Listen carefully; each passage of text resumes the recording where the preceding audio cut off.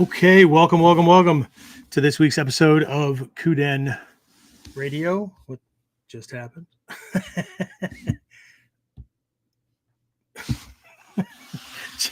James and I must be messing around with the button at the same time.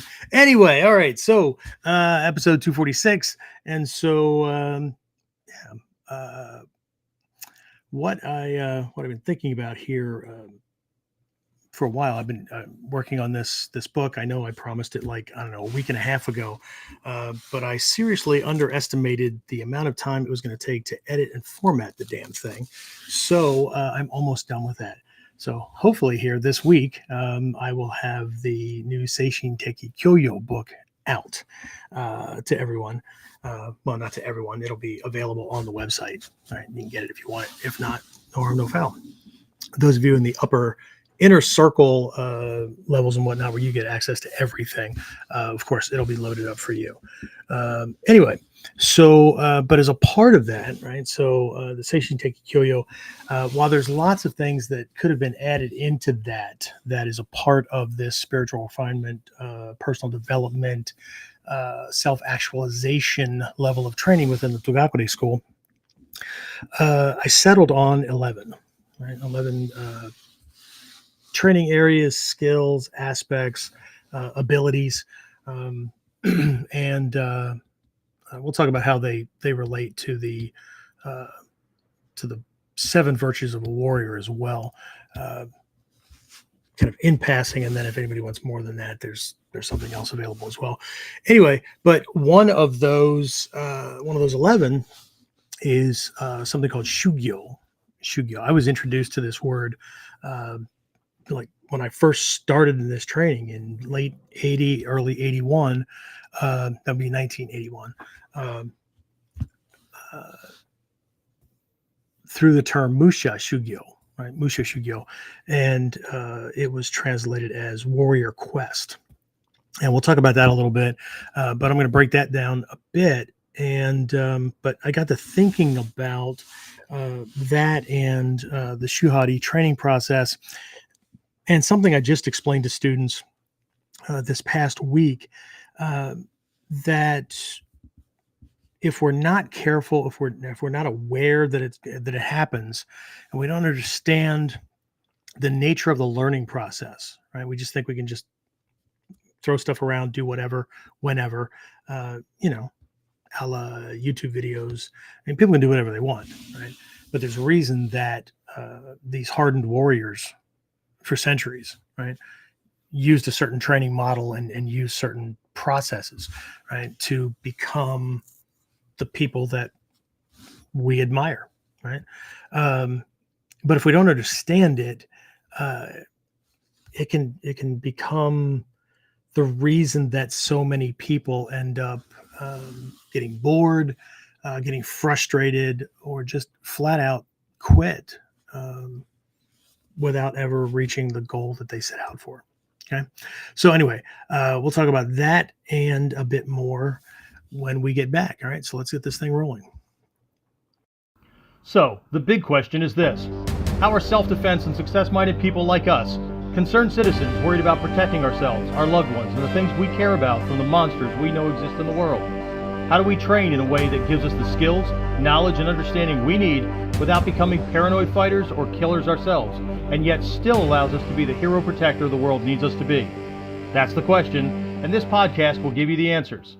My name is Jeffrey Miller, and welcome to KUDEN Radio. Okay, we're back and officially rolling. So if you weren't on during the little pre-intro dialogue, that's fine. I'll lay this thing out. James in the wings, as usual, as wings go. I don't know, left wing, right wing. Anyway, so I was letting everybody in on the realities in publishing a book, even self-published. So I'm about a week and a half behind when I told everybody that the Seishin Teki Kyoyo book and optional additional audio program that I created to go into the not just the 7 virtues of a warrior that I'm sure everybody has either in books or hanging up on their wall as a form of posters or have passed around the memes for and all that, which are fine.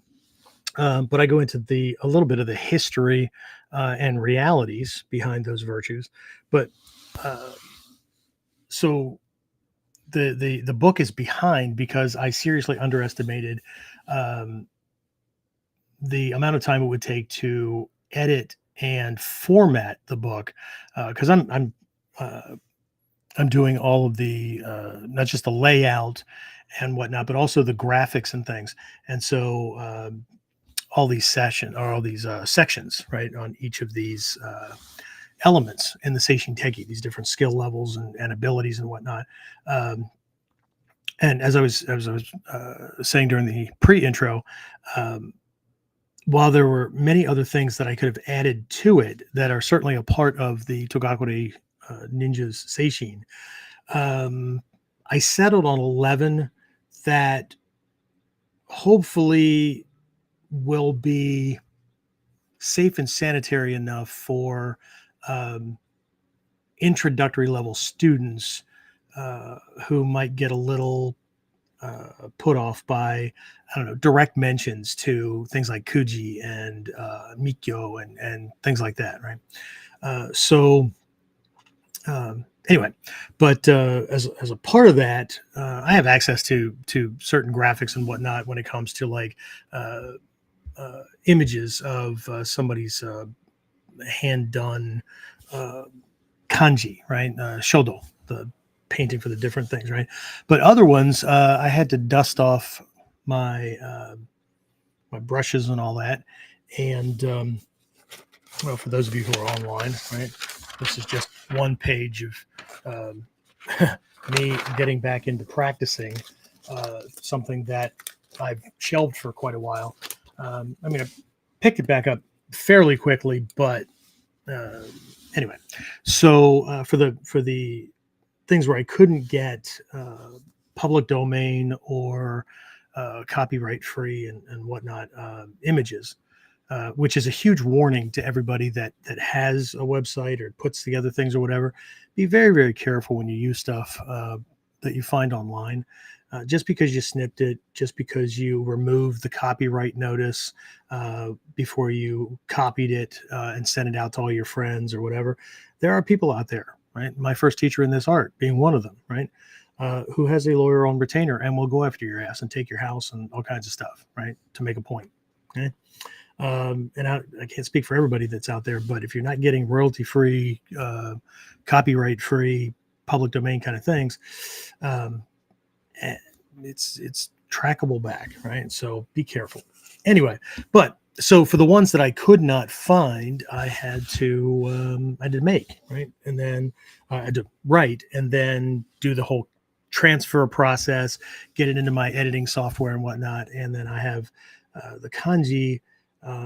In most cases, there might be one or two that it's just the kanji, but in most cases, there's kind of a little background image or a related image that's right there that helps to kind of convey the essence of the lesson, right? But anyway, so while there was lots of stuff that I could have put in there, I settled on 11, and so it's still quite a bit. It's an introductory level thing, but once I really got into editing and formatting and rereading and whatnot, what I decided to do, which added a little bit of extra work, but again, I'm almost done.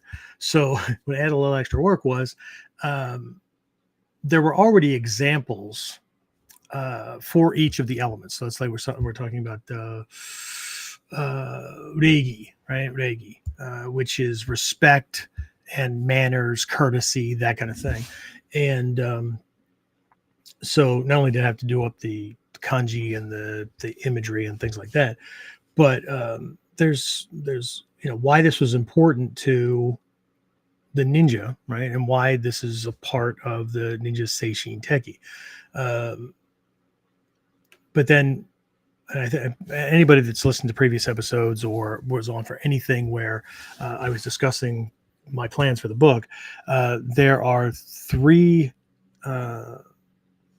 not really three examples. There are two examples for using the principle or how it could be used, right? So just very brief kind of thing. So there's a self-defense example, right? Respect is our first line of self-defense, right? If you're not a jackwagon or an asshole and you don't give anybody a reason to want to knock your freaking block off or shoot you to death or whatever because of the way you speak, tonal inflection, roll your eyes, flip them off, whatever, right? Then we're only ever going to have to use these skills against people who are just bad by nature. And no matter how nice we are, no matter how respectful we are, no matter how politically correct we are, or whatever, they're coming, right? Because there's just certain people in the world that, you know, like to hurt people, or they want what they want, and it's okay if the world burns, and they're getting it. Okay. But then there's a life mastery example to it, and then there's a practical exercise. Okay. And then if that's not enough, right, I decided that I would make it a workbook of sorts as well. So in each section, there's a lead in, right, for actual like starting the work now kind of thing, where the other ones are kind of reflective.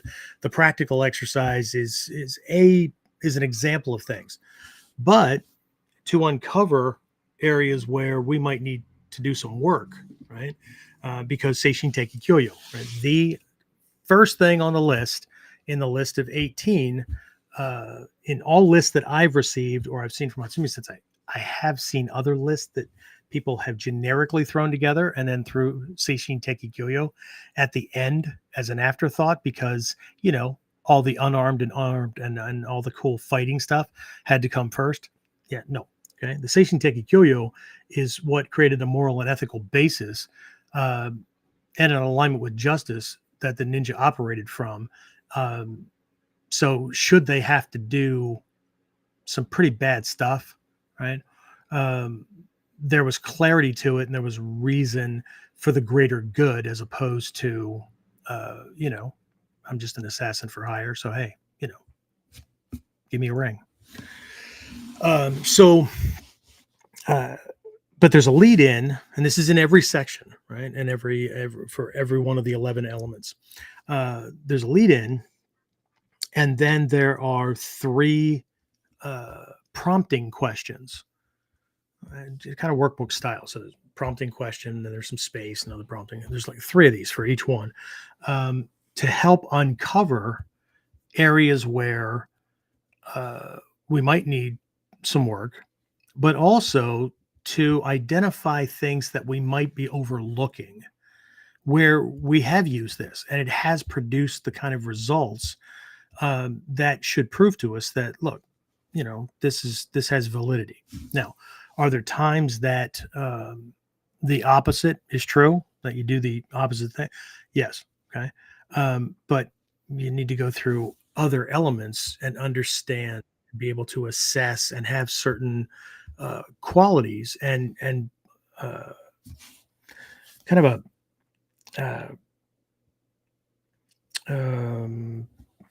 a set of ethics, right, as to when you would use any one thing or whatever. Okay, so what you might see, I don't know that I put it in every section because it's not necessary in every section, but in many of the sections, when it comes to things that are proactive like this, that a lot of folks might believe is subjective, right? There's people out there that I don't show them respect until they show me respect first. See, I think that makes the person who just said that a bigger asshole than the person that's not showing them respect. Okay? Because some people haven't been taught well. Some people are just asses, but showing respect isn't about their character. It's about ours. Okay. And we can't say that somebody else is an asshole if we act the same way. Okay? I mean, we can, that just makes us a hypocrite. Okay.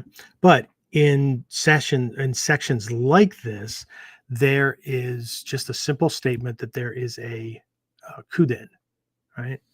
Or there is a hiden, right? A hidden side to things, right? And that's not taught in the book because it's an introductory kind of thing, and it's about personal development and spiritual development, purification, that kind of stuff. And I don't mean that in a religious way. It's about making us better people. So this is not the book or the course to be discussing when the ninja would do it the opposite way, because I also know that when I put stuff out there, there are certain egos that will jump right to that and then justify being an ass because they're just self-serving, right? I mean, that's the nature of ego, right? So, but anyway, it's taken a bit. So it has turned into both an introduction to Seishin with a small section at the end that gives a little bit. It gives a list of 7 virtues, which I think I've already told folks if you were on for other episodes or you're one of my students and you were in other training sessions, that list, there are certain things on that list that will be missing from a list that you have. And there'll be things on the list that you have that are on mine. Go through just a little bit of the history of that. I didn't want to turn that into something bigger than it needs to be.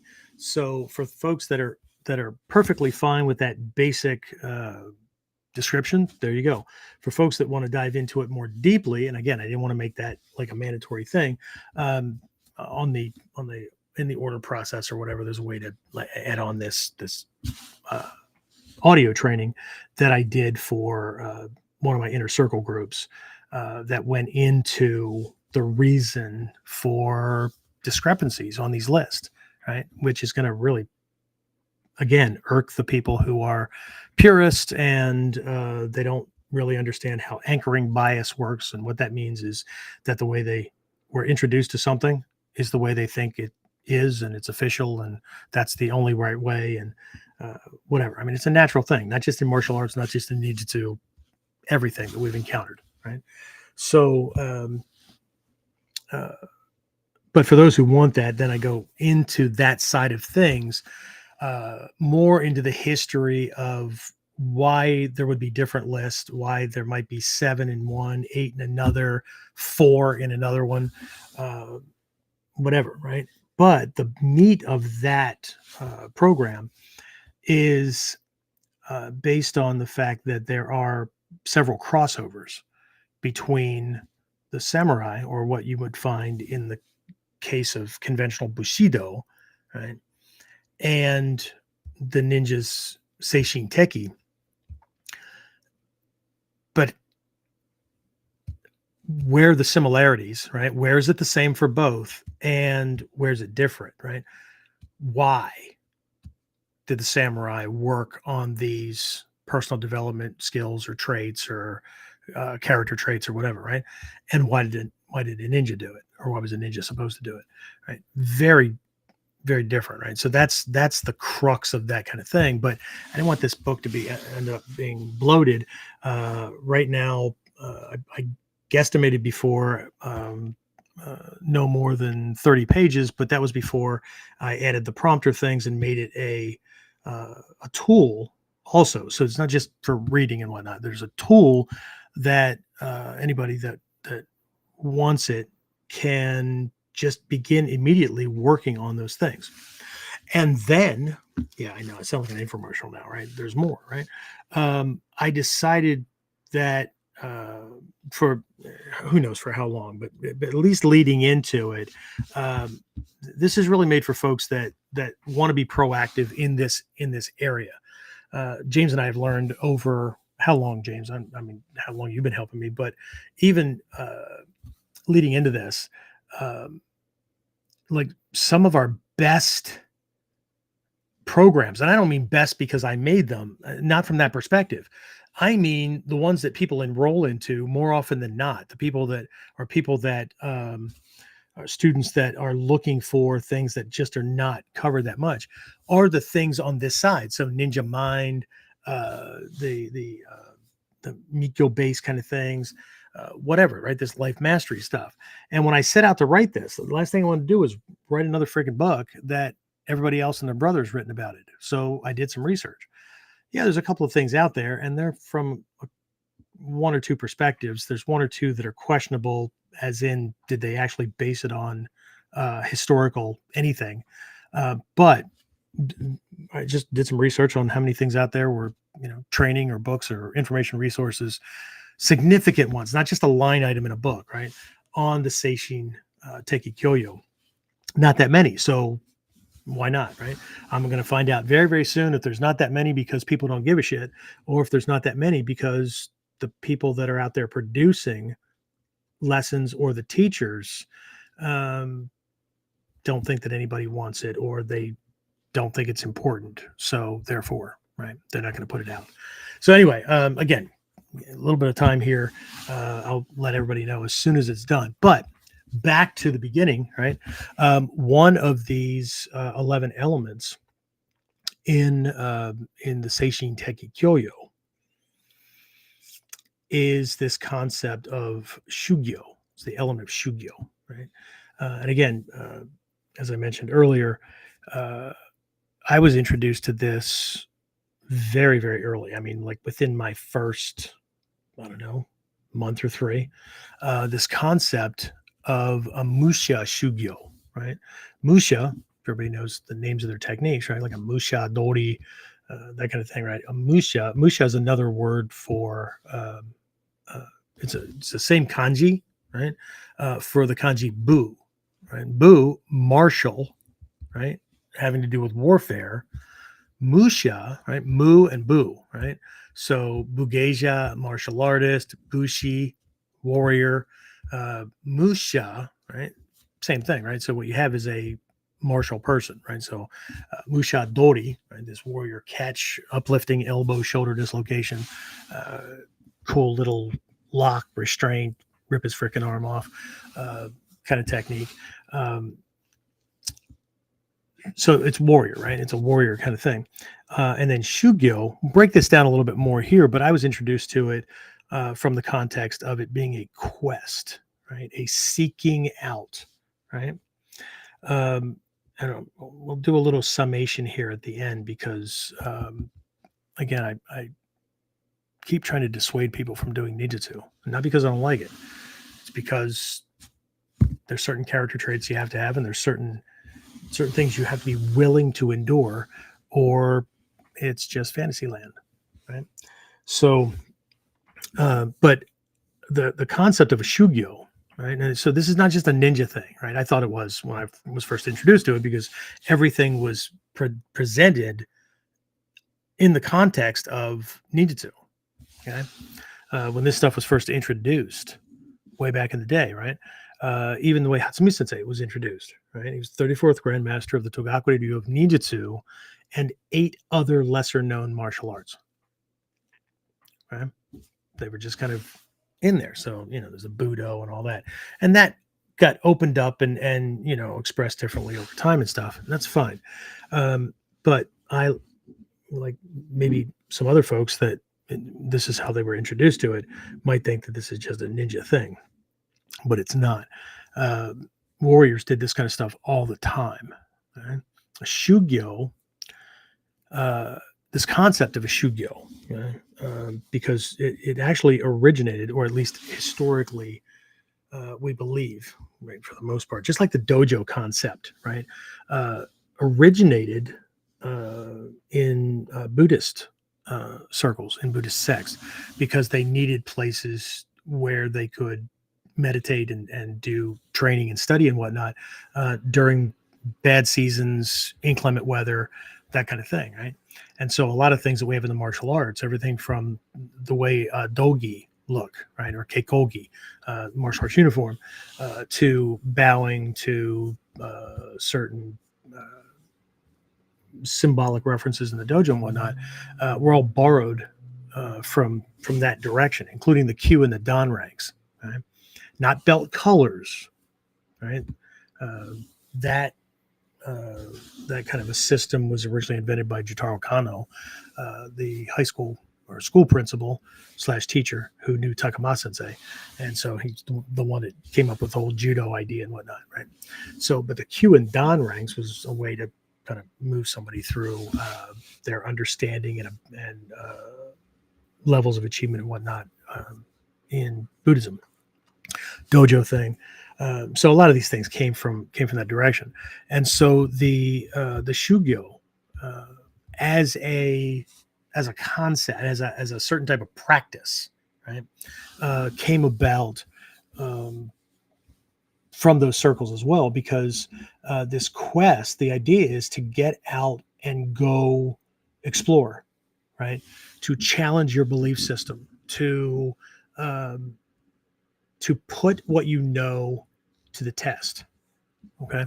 And so, Buddhist monks would go out and teach, or they would go out and actually debate people of other, um, notice I said debate, not argue, uh, people from other philosophical backgrounds, religions, or whatever. But they saw it as a win-win kind of thing, because uh, during the debate, questions and perspectives would be posed to them, their beliefs and whatnot would be challenged in a way where they would have to go back, and instead of just spitting back yeah buts, or that doesn't matters, or whatever, they would have to go back and, right, focus on that, and ponder, and work it out. Okay. So that they could drop erroneous views and make sure that they were coming more and more in alignment with truth. And these truth things show up several times in the Seishin Teki, as well as different faculties of mind. Okay. I know it's all the stuff nobody wants to do, because they're not smacking somebody around and feeling like they're all big and tough. But it's the Seishin Teki Kyoyo, these personal development teachings that keep us sane and keep us on the path of justice when we have to use the other skills. Okay. James, was it last week that I did the Bodhyaku, the section on strategy from the Togakure school, and how that's different from the conventional Heiho military strategies in Bushido. Anyway, Yeah, that was last week. okay, yeah. So I think I might have mentioned then, but I'll mention it again, that out of all the 18 skills, right, skill sets, which should be heard or read 36 skill sets, because the ninja has to know the 18 uh, skill sets for the conventional bushi as well. Okay, that's, if people think there's a lot to do already, that will just make them quit, or ignore more. So what I believe is that the Seishin Teki Kyoyo and the Bodhyaku, right, the lessons on strategy, are the two most important and bind everything else together. Not that the other ones aren't important, but the Seishin Teki, right, the personal development stuff, is one, what keeps us sane in an often insane world. Because, I mean, you think our world's bad. Imagine living in a time when you were born into a clan or a family or whatever, or happened to take sides with the group that ran against the establishment.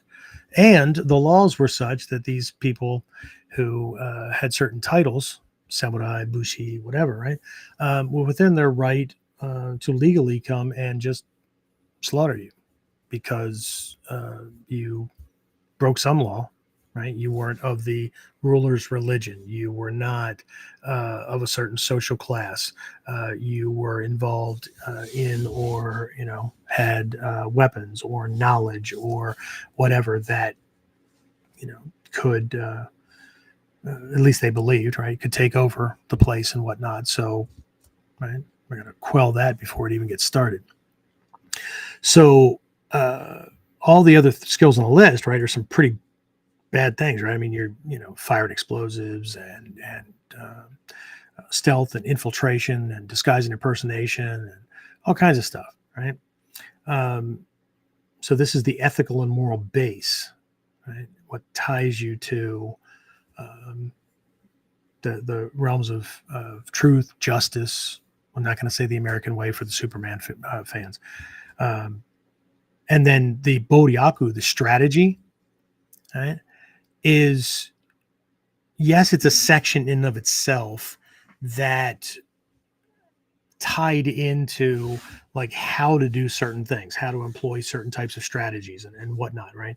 During military actions or paramilitary guerrilla warfare actions. Um, but it's embedded in everything, right? The way, uh, a ninja does something, right? What makes a ninja, right? Is not in the techniques.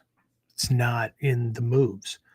It's in the how, why, and when that those things are employed and used. Okay. So anyway, if you missed last week's, I believe I started that out with KUDEN. So you want to check out episode 245.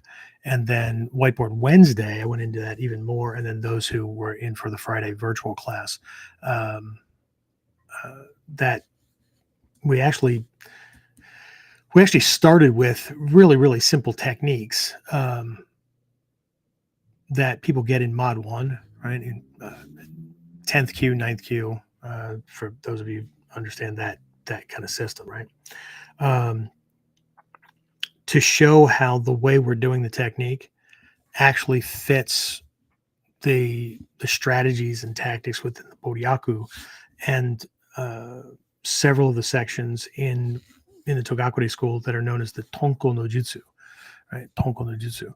So that's where the Gogyo based kind of things are, right? So the Gotan Po, right? There's two sides to that. There's the Omote Gotan, which is based on the Chinese 5 elements. Right? So water, wood, fire, earth, metal. And then there's the Ura Gotan that have some really weird names like bird of prey, human, that kind of thing. And then that's now 10 elements where nature is used as for its symbolism to apply better strategies. Okay, not man-made stuff. So bird of prey is like using high vantage points to survey the area. Now, a lot of these things, right, are military and whatnot used today.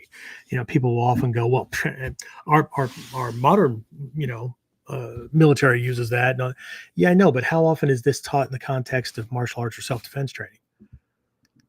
Right? Well, how do you take a high vantage point when he's punching you in the face? Well,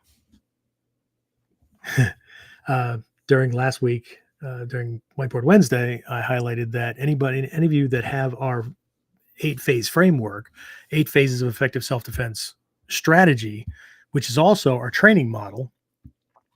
You've got general awareness, situational awareness, escaping to safety, distraction tactics, dissuasion tactics. So those two form de-escalation things.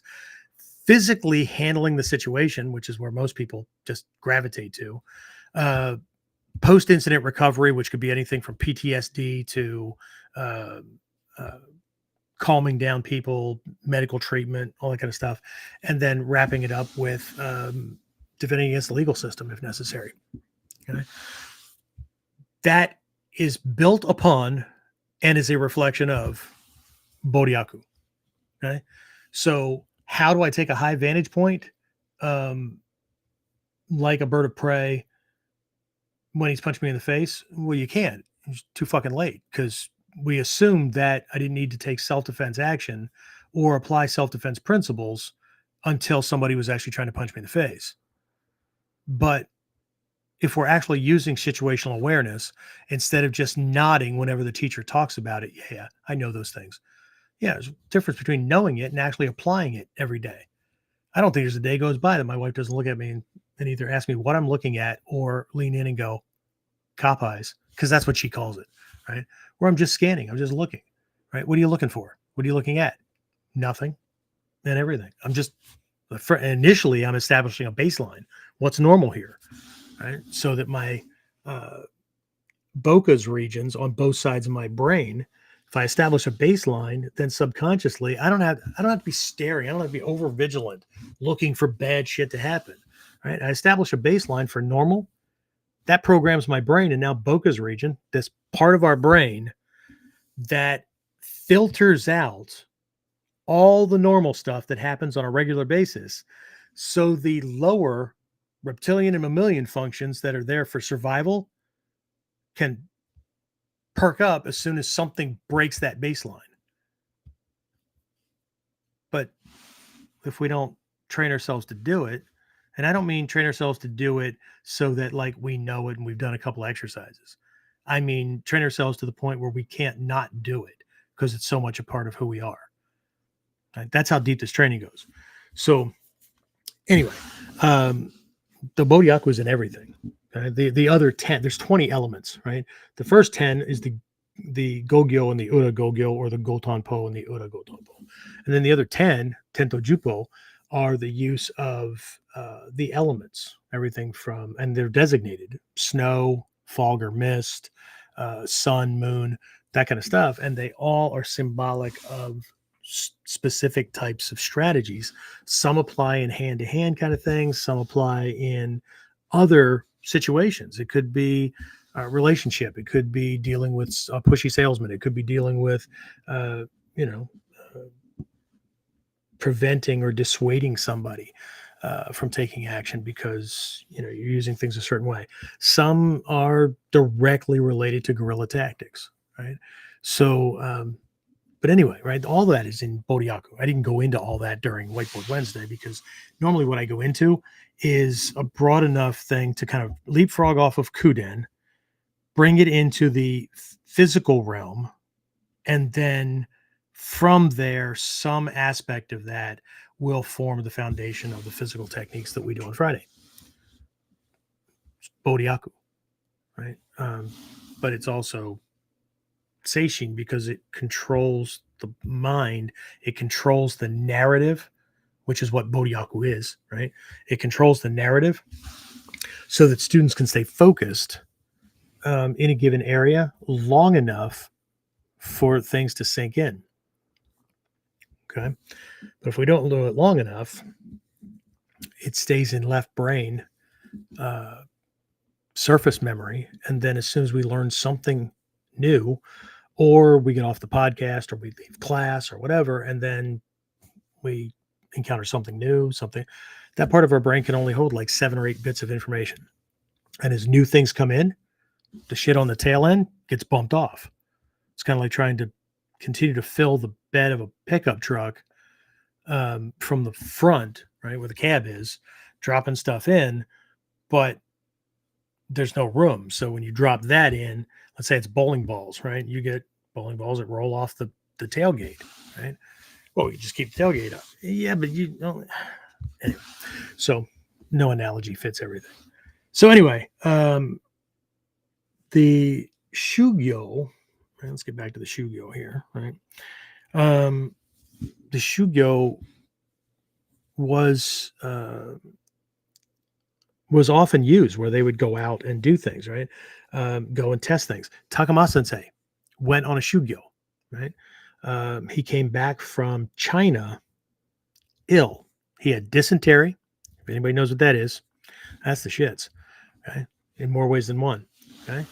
And on top of that, he contracted beriberi. And come to find out, he had this huge freaking tapeworm. He had a problem with tapeworms. Okay, for this is what always makes me laugh. Like, I appreciate living in the era that I'm living in. I used to fantasize about living, during medieval times or ancient Japan or whatever. But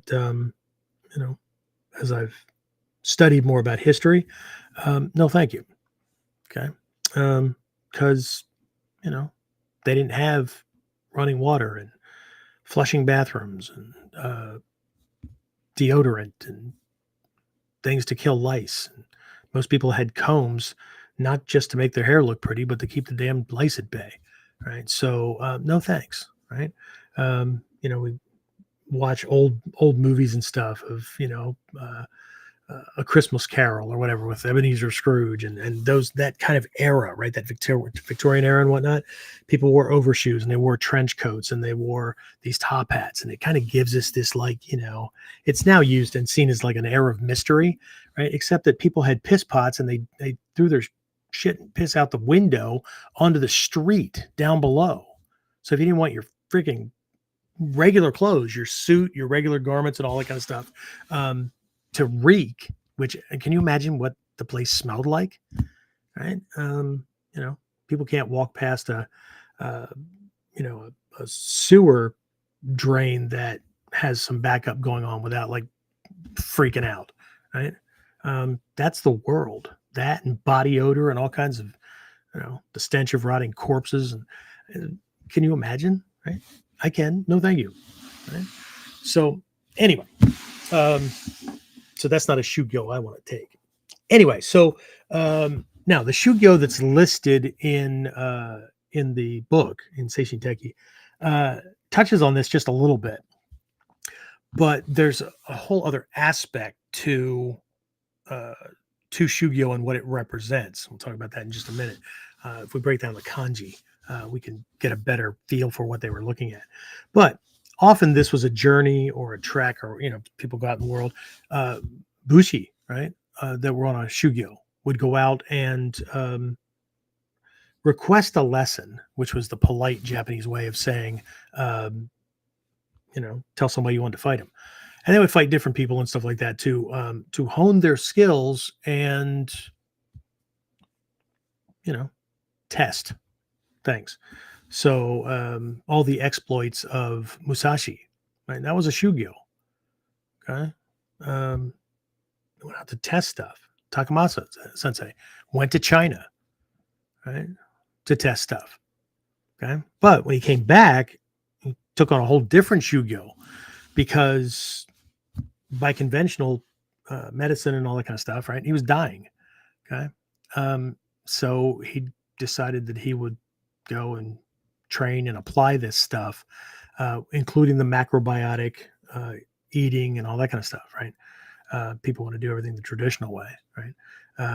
He took some rice with him, right, that he would lay out on hot rocks in the sun, or grind the stuff up, or he would only eat a couple of these grains a day, right? He'd only soften it up a little bit. Cold bathing and things like that, right? And for a long time, he crawled around because his legs, you couldn't freaking move them, right? So anyway, when he got back and doctors couldn't do anything for him, his second Shugyo was to go up into the mountains to die, to either be cured, right? Literally turned himself over to the kami, right? To practice this stuff, to apply some of the lessons that had to do with healing, the Amatsu Tatada stuff. And so he was either going to come back down off the mountain healed and strong, or he was going to die alone because he didn't want anybody to see him like that, right? So pretty harsh, right? But now monks didn't do that, right? But where does this go? What does this point to? Right? So the word Shugyo is made up of two kanji, and sometimes they use. I know there's two iterations of it. I know of one, which is the one that I put in the book. So the shu of Shugyo means everything from like a way to properly conduct yourself to disciplined action, almost leans into like testing things, like an arduous test. Involves it's the work part of it, okay? And then the gyo kanji points to a journey or a quest, okay? So what it really points to is a journey or a quest of self-discovery through hard training, tests, and trials. Testing what you know, right? Bouncing it off the world, making sure that it actually has validity, or it breaks and we drop that thing, or we fix it because it's bullshit, right? So sometimes in a dojo, we'll call it pressure testing, right? And I know there's sparring and randori and all that, but there's lots of other ways to do this as well. And so here's that summation I was talking about earlier. Okay. To sum up what Musha Shugyo and Musha Shugyo, when somebody when somebody does a Shugyo, it's usually for a length of time, a specific length of time. Okay. And so they commit themselves to that. Right. And a big part of Shugyo, Musha or otherwise, right? Musha is warrior, Bukjo, right, is the Buddhist kind of side of things, right? The practitioner side. It's the act of letting go of all that is comfortable, relatable, and easy. You literally throw yourself into the unknown or the completely different to develop a whole different set of skills than you thought you had or needed, so that when you come back, you've got more than just one viewpoint, more than one perspective, okay? Or you die trying. Anyway, it doesn't have to be that arduous, right? It doesn't have to be that brutal. But to sum up the concept of a Shugyo, it's a period where you leave all comfort behind, right? At every turn, there's something that you're doing, right? You're questioning everything, and there's no comfortable time, right? Oh, I'm tired. Got home, a lot of work today. It's freaking freezing. Took a lot out of me. Yeah, but you haven't done your sunshin yet. You haven't done your practice for the day yet. Right? I'll catch up to no. Okay, because training like that prepares you for having to defend yourself when you feel like shit. You're exhausted and you can't tell the bad guy, today's not a good day. I'm tired. Right? It's really cold today. Carried a whole bunch of stuff. Can you come back tomorrow? Right? Having to use other skills other than physical ones when somebody's attacking you, either non-physically or they are attacking you physically, but based on culture, laws, perception, whatever, family dynamics, because it's happening at a family get-together or whatever, it's not going to go well. Okay. And since the ninja's perspective, one of these is in the book as well, is always assessing and acting in the moment in a way that always takes long-term or the bigger picture into consideration, right? What might this lead to? Good, bad, bigger, worse, whatever. Okay?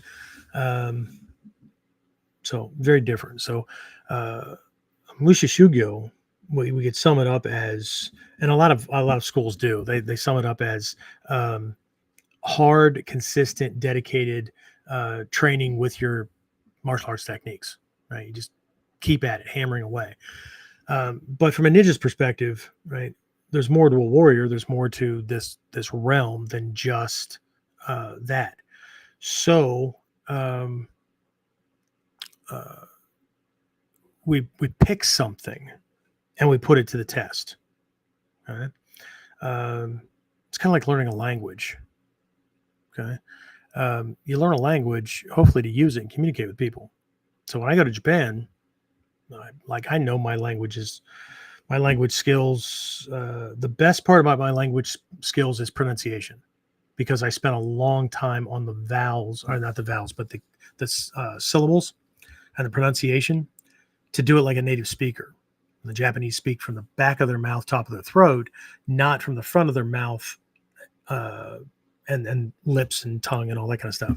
Not that they don't use those things. It's just that's very minimal, right? So I spent a long time practicing those things. ka, ku, ke, ki, ao, those kind of things, so that uh, that gets ears to perk up. But when I butcher the language because my grammar's off, or these connector words and stuff like ga and ya and no and ni and whatnot, I got a handle on a couple of them, but there's like 42 of them, and they're like my nemesis. Okay, so so when I drop these things, or I don't have them in the right place, or I use the wrong, not really the wrong word, but I'm translating English as we would think about living in our culture directly into Japanese, and it's not the way they would say it. They know what we mean, but it's going to sound odd. It's just like when somebody does the same thing. They're a Eastern European speaker and whatnot. They learned English, and it's not just that the accent is off, but the way they're using certain words and certain combinations to describe things, it's off, right? And we know it. But I know how my Japanese is, but I'm going to use it, right? I'm going to throw it out there because the only way to find out whether or not I'm communicating properly, or at least in the freaking ballpark, is to try it out, right? To keep it hidden, right? And that goes for any of the skills, any skills, right? We learn a new way of walking. Where teacher teaches us a way, a way to handle a nonconformist, or somebody who's an oppositional personality type, or whatever, where they're always going to disagree with you. Even if they believe the same thing, they can't let you be right. So whatever you say, they're going to say the opposite, right? Unless we go out and try it and work it out to find out when it works, when it doesn't work. And then when it doesn't work, why didn't it work? Well, maybe the guy's not oppositional. He's not an oppositional personality, right? He just doesn't like you, right? It's not about him in competition. There's a personality trait where he always has to be right, and he always has to be, he always has to one up you, that kind of thing. So whatever you're choosing, he's going to choose the opposite. Okay. The other person might not be that, right? But how do we distinguish? How do we figure out the nuances between this or that, right? If we go to our physical techniques, and this might be an easier analogy, is over the course of time, we learn a dozen, right? For most people, give or take about a half dozen different ways to execute uke nagash, or some form of it. Uke nagash, uke tome, uke uchi, right? So we've got this receiving flow, we've got this receiving stop, which is a block, right? And a receiving strike. I call them counter strikes, where he punches, I shift, and then punish that incoming limb, as opposed to catching it or just stopping it and jamming it up, right? We learn a bunch of different ways, right? Circular, the circular pounding kind of thing, moving straight out linearly and punching straight into it, lifting as a catching kind of thing, shifting, pulling kind of action, swatting, those kind of things, right? But how do we know, right, which ones?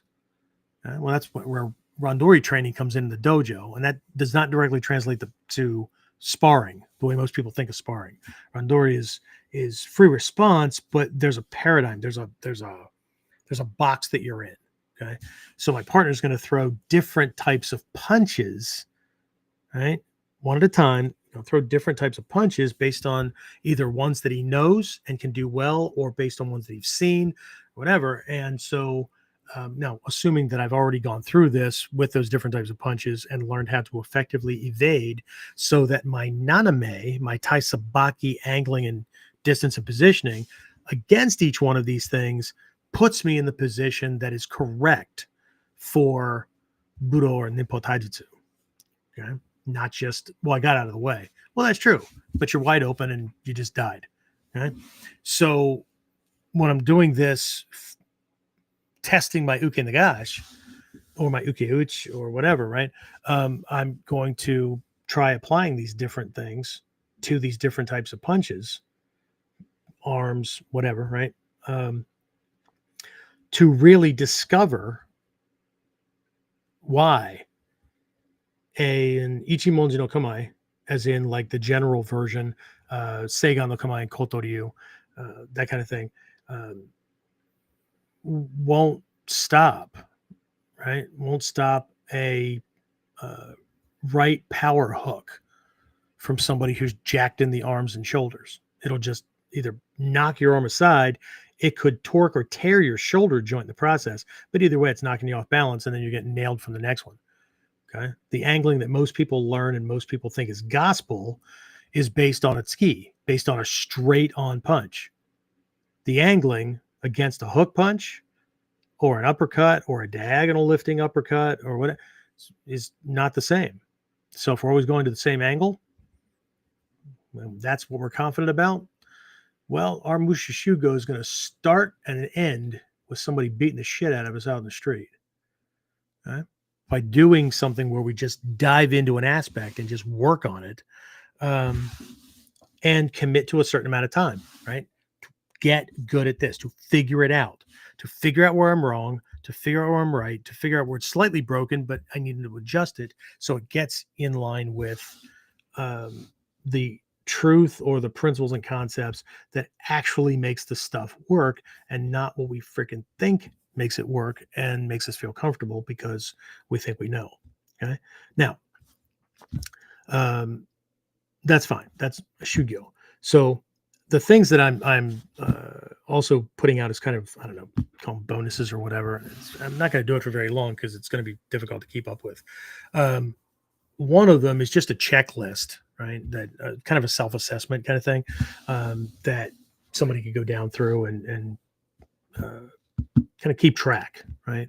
Of, how much have you worked on this?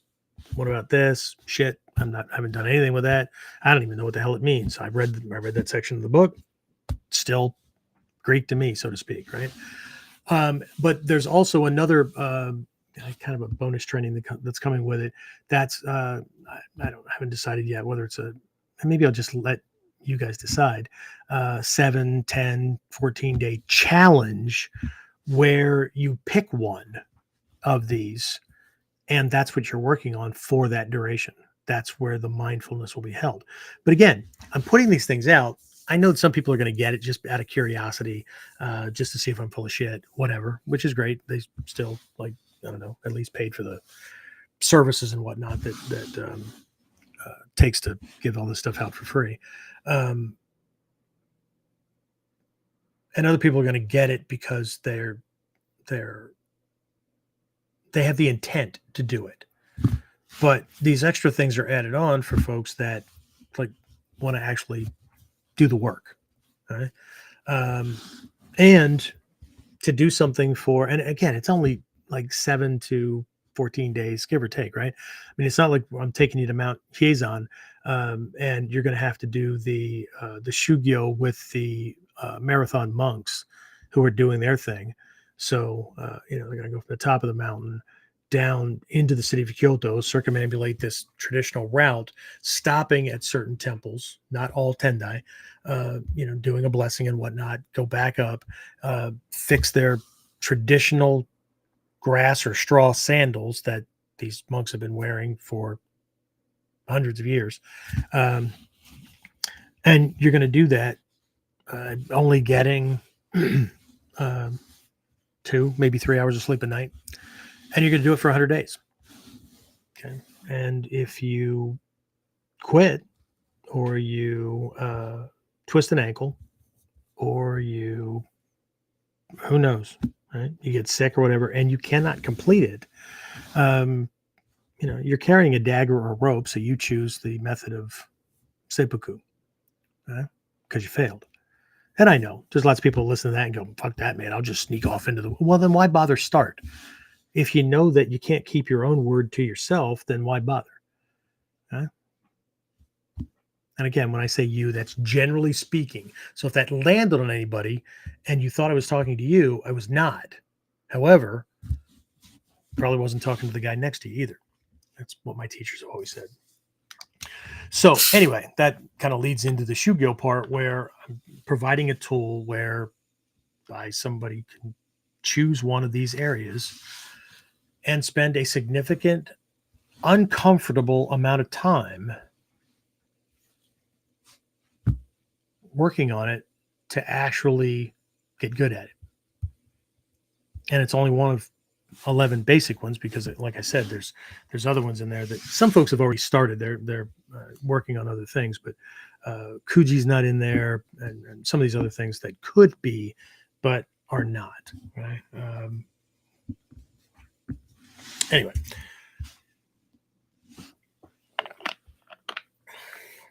My throat's really dry. Anyway, all right. So this is this journey, and we all stepped on this when we first started because, it's we wanted to develop things, but I don't know, because this is not typically a Western thing, right? I mean, we have some examples here in the West, and when I say in the West, I mean like America, United States, maybe into Canada because the lines weren't so clear cut way back in the day. But we've got this story of this guy named Johnny Appleseed, right? Who went around spreading these things.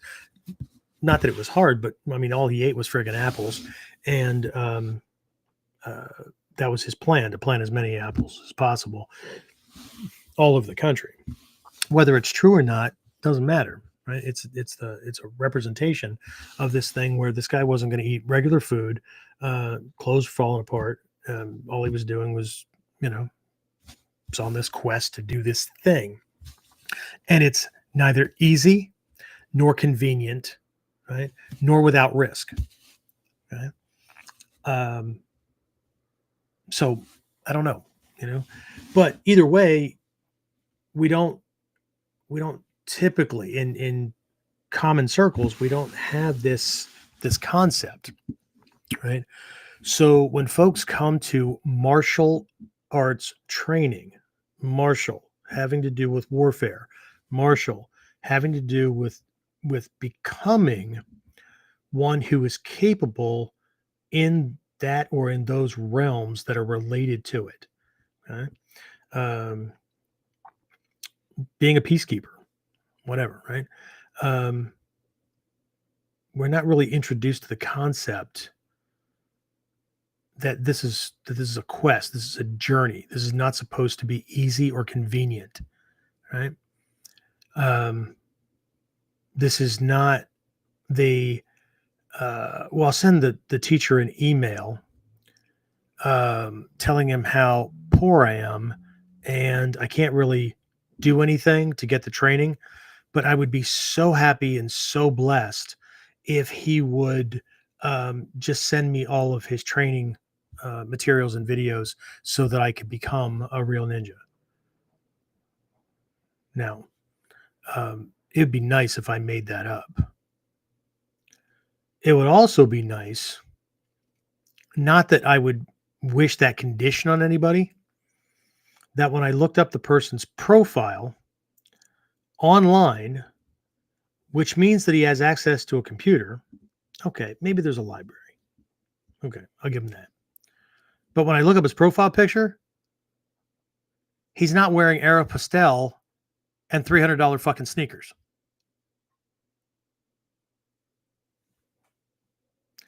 However, I get just as many that are almost in the same line, but they don't use poor or whatever sometimes. But it's always the can't. I can't do this. I can't do that. It's too difficult, right? I can't get across the country to where you are. I can't bring you to me. I can't. Well, shit. What kind of warrior is going to be produced? What war is that person prepared for?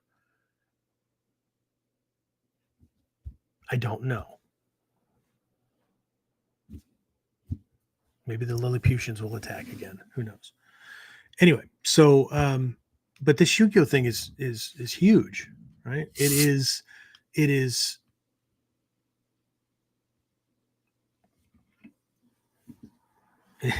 a test to put ourselves through not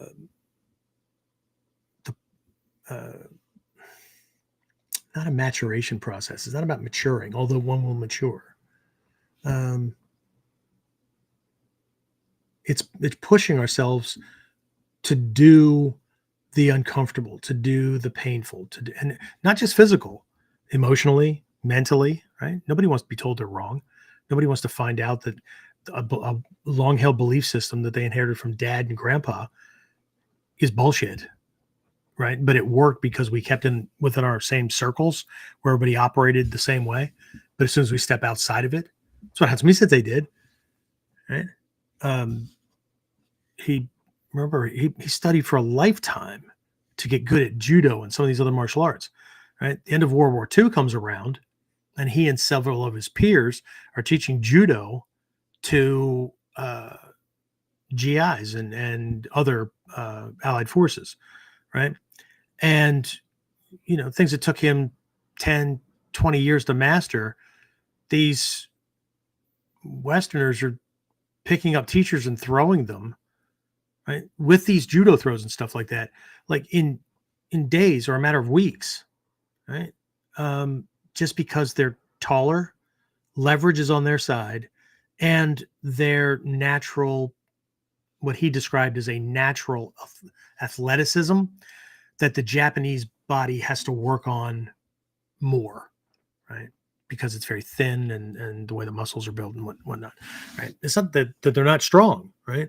But that really busted his bubble, right? Created a whole lot of discontent. Like, I could study this stuff for years, and somebody could come along and based on their stature, athleticism, natural strength, right? Whatever, they can just make all of this stuff that I spent blood, sweat, and tears, money, whatever on, null and void. Well, that's what we're up against. That's what Ninjutsu is about, right? We go to the dojo, we get involved in our mutual admiration societies, right? We train with the same training partner or partners, right? The ones that the technique works on, but we stay away from the guy that we can't make it work on him. And so we get really, really good at this stuff. But as one of my teachers has said very often, if your Ichimonji no kata or your strikes or whatever won't drop a 250-pound MMA fighter who's used to getting punched in the head multiple times a week, you need more work, right? If your Jodan Uke, right, your high receiving or whatever, right, folds against against somebody with bigger arms. James and some of my regulars know, I've had some pretty big guys at my dojo, and I'm talking like almost 400 pounds. One guy was 6'2", somewhere between 6'2" and 6'5", and he was the runt of his family. His mom was taller than him. When he came to the dojo, he weighed 375 pounds, right? And I was doing Seiwa Nage, but I would get these big guys up my back to make it a point that, look, we're doing this with leverage and we're doing this with the legs. We're not trying to use the same muscles everybody else is using. And so I would get them up on my back, and then I would do these little flexing kind of partial squats or whatever, and then just kind of tip a little bit so they slide off my back to the ground, right? 375 pounds. That's, now that I think about it, I could have broken. But these guys were big. I mean, if I fought the same way they did, shit, that's a no contest. I'm 5'6" and change, right? And anyway, so this stuff is supposed to hold up under pressure against somebody who's bigger, faster, stronger, better skilled, that kind of stuff. If you're studying Ninjutsu, you're supposed to be the damn underdog. Okay. Now, hopefully you're not. Hopefully he made a bad life decision, as that same friend likes to say, right? But nobody's going to cut you from the herd because they think they can kick the shit out of you. Because they think you can kick the shit out of them. Nobody does that. Nobody does that. Okay. Even big, bad, tough fighters are respectful of other big, bad, tough fighters that they know they wouldn't fare out well against. They either avoid them, or they have a love-hate relationship from a distance, or whatever, right? It's only those who have like little to no value of their own life that just do dumb things. Anyway, so it's to be tested. Okay, so if whether we know it or not, we're on a Shugyo. The question is are you mindful of it? And two, how successful is it going? Right?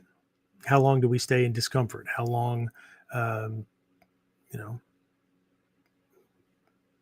long are we willing to do that? Anyway, so I built that in for anybody that wants to do that as well. So that being said, I should probably stop at this point to see who's on, say hey, answer any questions before we make a shift to, I'm going to briefly discuss something it's near and dear to my heart, which is this classical framework for progressing, not just totally, right, as a practitioner through the art, but every technique goes through this process. Every skill goes through this process, right? But I want to take a look at how the process and the way a student understands the process, like there's two things going on at the same time, okay? It looks very linear when we look at it, but there's something else going on that if we don't understand the process, it's another reason to quit. It's another reason to get bored and think we're not learning anything. See, people quit for lots of reasons, right? Well, I just didn't think I was learning anything anymore. We kept working on the same techniques,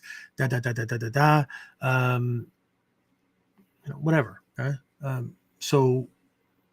But is there something behind it that they're missing because either the teacher didn't know it and couldn't teach it, the teacher learned it, but that's not their thing. Their thing is, whatever, this big, whatever, right? Or because they can't teach it if they don't have it, right? If they have it and they choose to not teach it, well, then that's a big problem because the teacher's job is to faithfully pass on the lessons. But either way, right? If it's not being conveyed, or if it's not being conveyed in a way, maybe the teacher knows it, maybe they're teaching it, but they just suck at being a teacher, right? And I know that's going to ruffle a lot of feathers because people assume in the martial arts, this is the only freaking realm I can think of that people assume that because you got a black belt or because you learned a bunch of skills, you're automatically qualified to teach, which is a whole different damn skill set, right?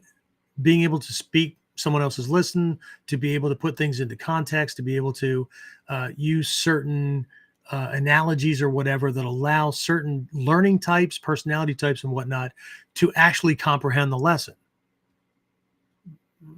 The sucky ones assume that because they understand it and they're using the same words they always use that have worked on lots of other people, then the student's just a friggin' idiot. When the opposite is probably true. Anyway, it just means they're unskilled, right? It doesn't mean that they don't have their heart in the right place. Doesn't mean they're not given the best shot. But if the lesson is not being conveyed so that students know what to look for and what to expect, then absolutely frustration, confusion, boredom, all that kind of shit's going to set in. Right? Anyway, so James, are you there? Hello. I saw they changed the sign-in thing on the system again too. So like that threw me off guard. I got a black screen and things in places that I'm like, oh shit, am I in the right place?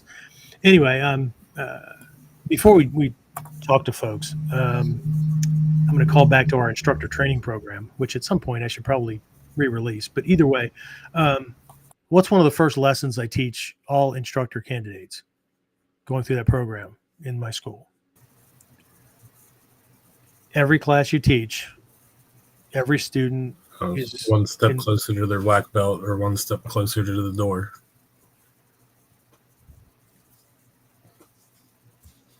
It's a huge responsibility. but a lot of people don't do it, right? A lot of people contact me about starting the training in Ninjutsu because they want to be a black belt in Ninjutsu, but more than a black belt, they want to own a school and teach. Well, me getting you to black belt is not the same as me teaching you the skills you need to have to run successful classes, successfully promote the academy or the dojo, vet students, maintain them, right? Retention, whatnot, right? It's because, well, I don't need that many. I just, well, great. Okay. But if you end up losing money, or you're breaking even, and something shifts, something changes, and this is true for everything in our lives, right? Then you won't be helping very many people for very long. Right? Well, I want to have a school and I want to teach. Well, great. Well, if you don't have these other skills outside of the techniques that you want to teach, and the rent doesn't get paid, and the electric doesn't get paid, and the phone doesn't get paid, pretty soon you'll have a real job again. A real job, right? I haven't had one of those in a long time. This is a real fucking job. And I wear how many hats, James? James helps me, and he wears how many hats, right? Coder, page builder, tech support, just right. Producer for a podcast. Boy, we could really fill out your CV, couldn't we?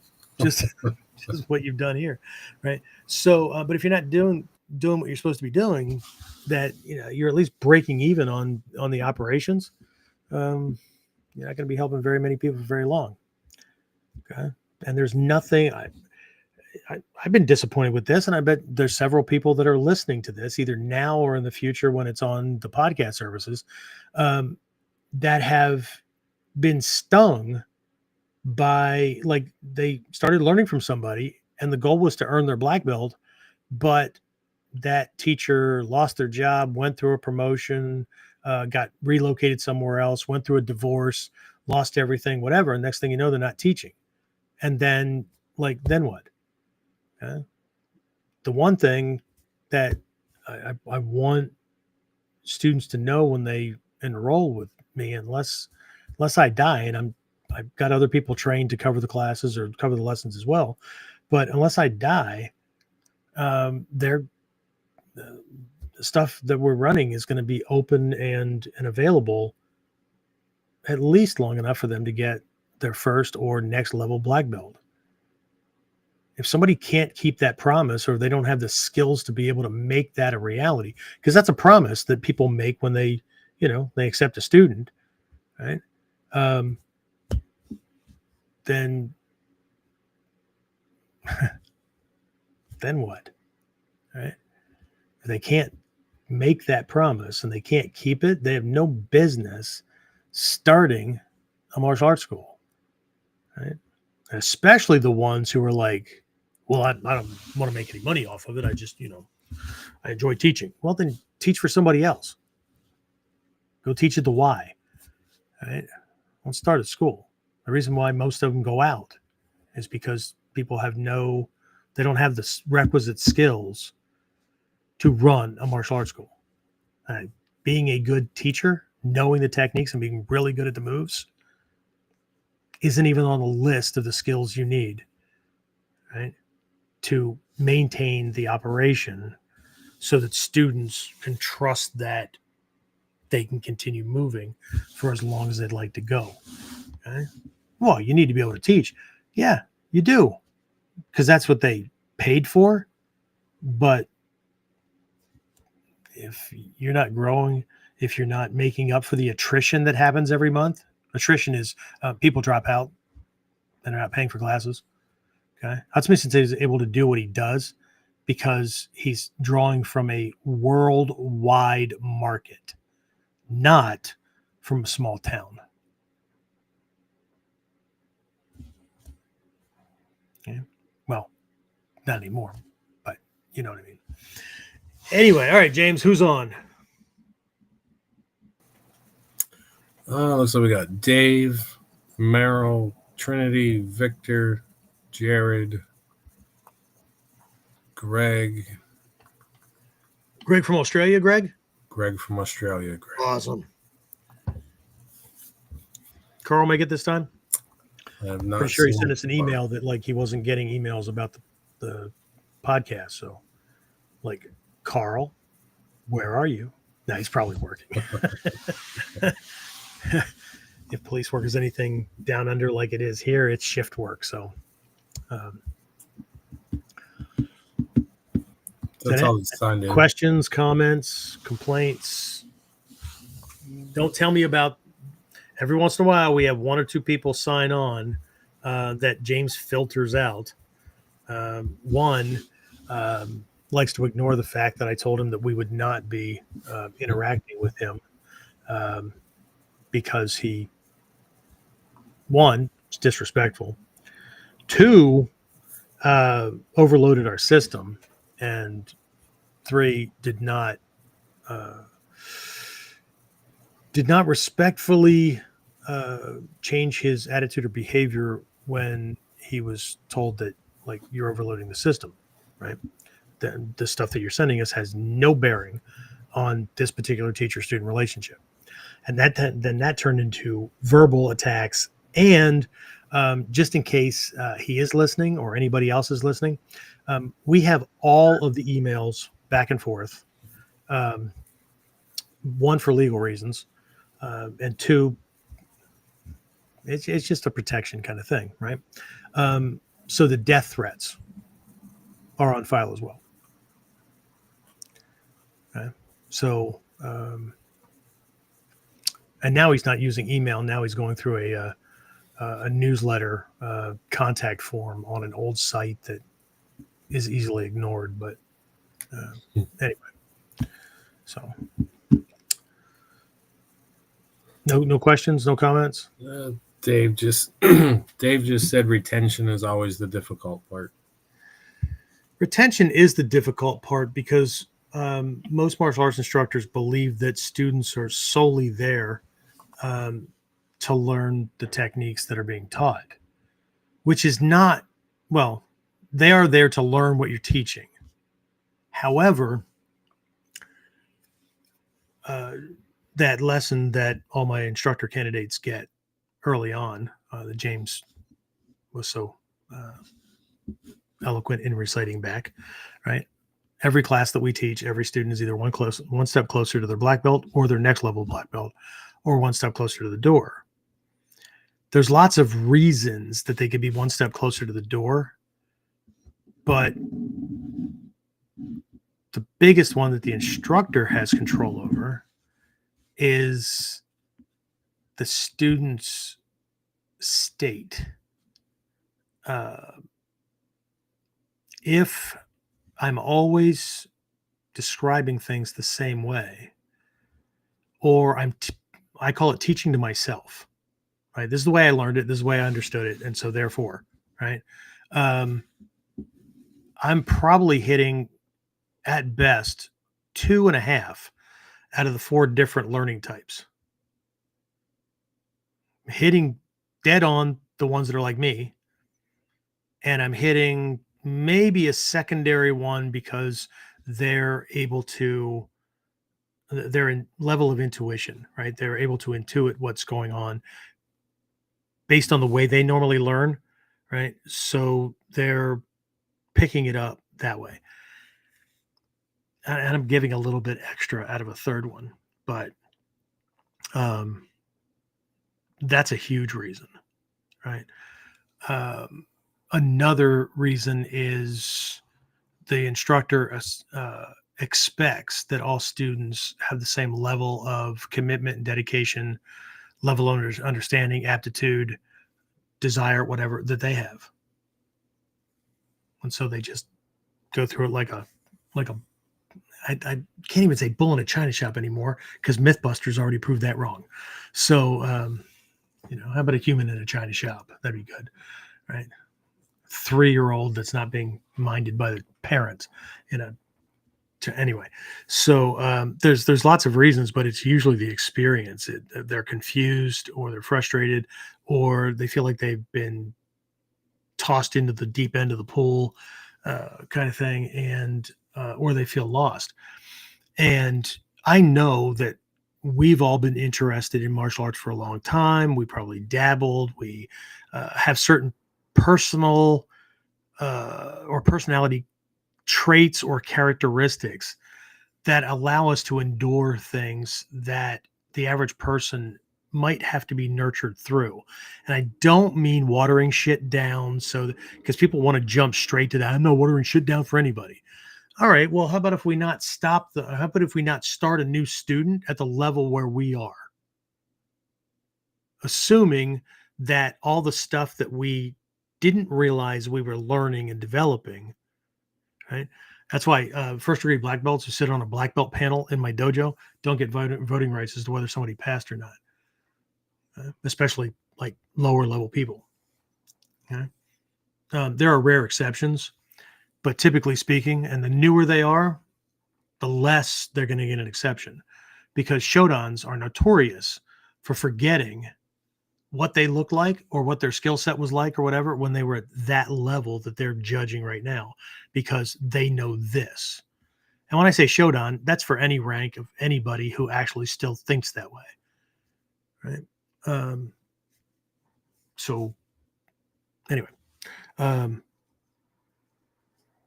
there's a lot of lessons in there, like, do you know what your different students learning types are, right? There's a reason that I talk so much, as some people would say, but the people that complain because I talk too much in class, I should just demonstrate and let the students figure it out, right? Those students, or those people who complain, are either visual or tactile learners. They lean into visual, tactile sometimes, but tactile learners, I literally have to come around and physically put their body in the correct position and tell them to close their eyes and feel that position, feel what their body feels like. Now, next time your partner throws a punch, go to that feeling. Right? That's a tactile learner. Okay, people that can just watch a demo and sort it out, they're visual learners.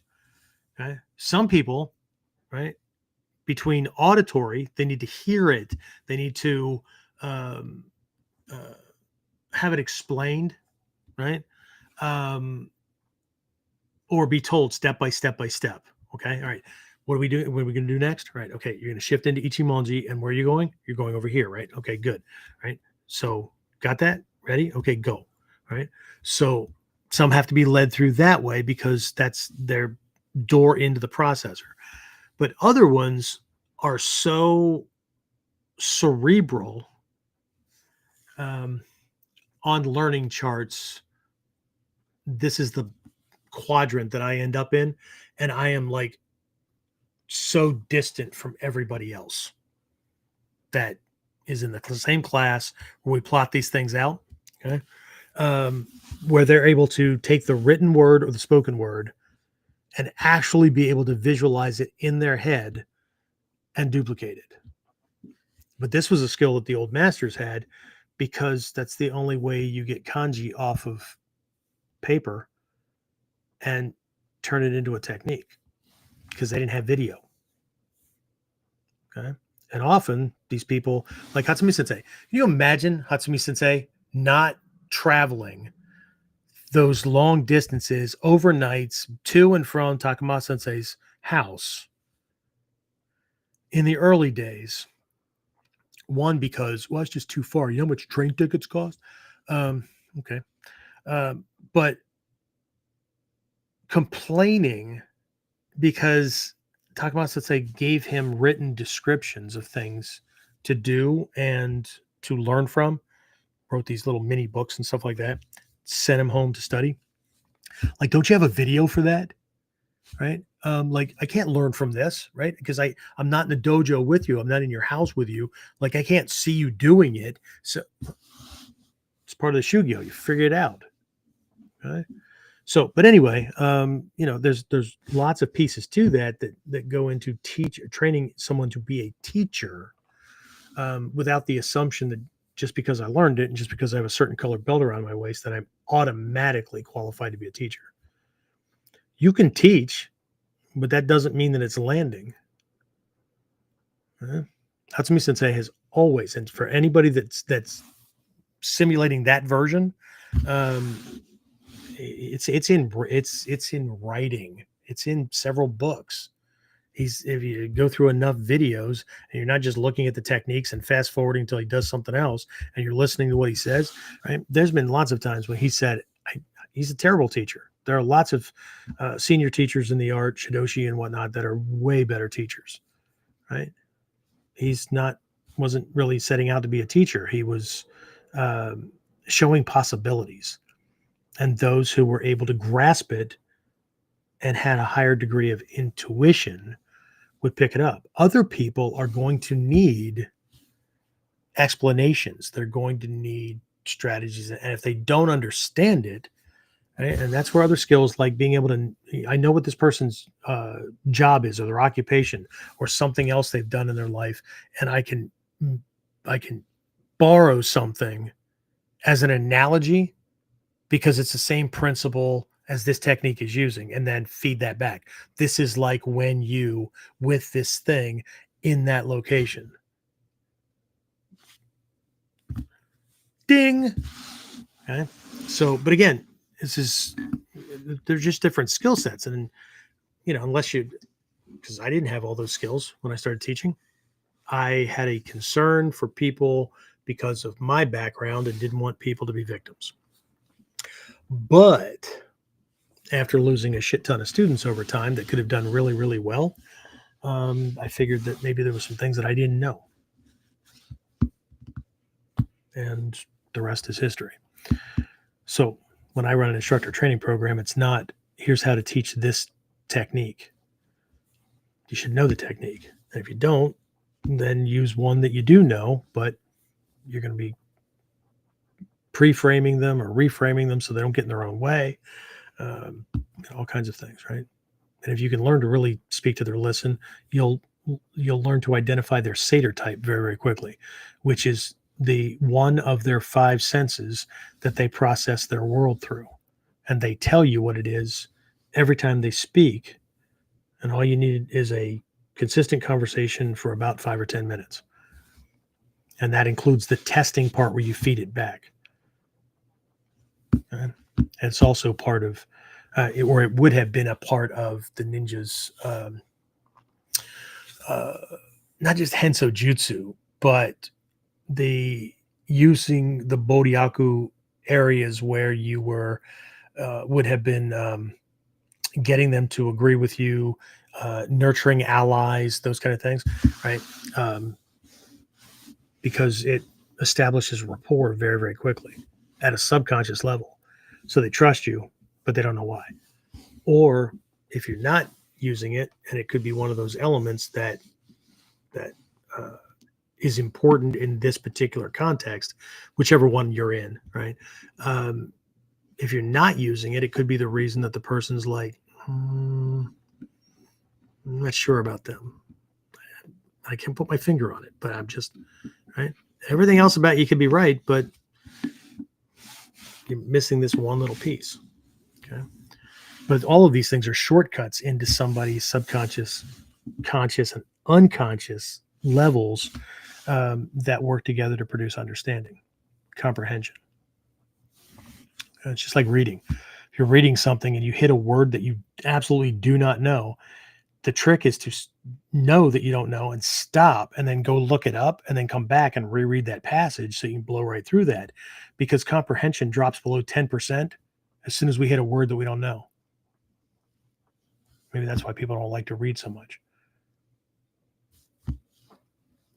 Big words. Like the. Just kidding. Anyway, what else we got? Is that it?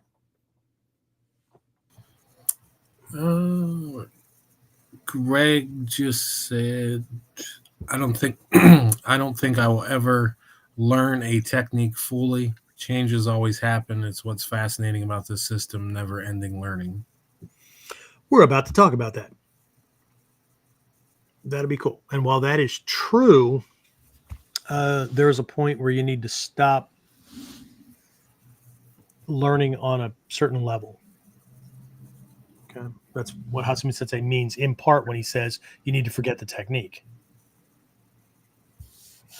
So, and a lot of us, what it really comes down to, and again, this is a, I'm just going to borrow the teacher thing one more time. This is a big reason that a lot of students quit. And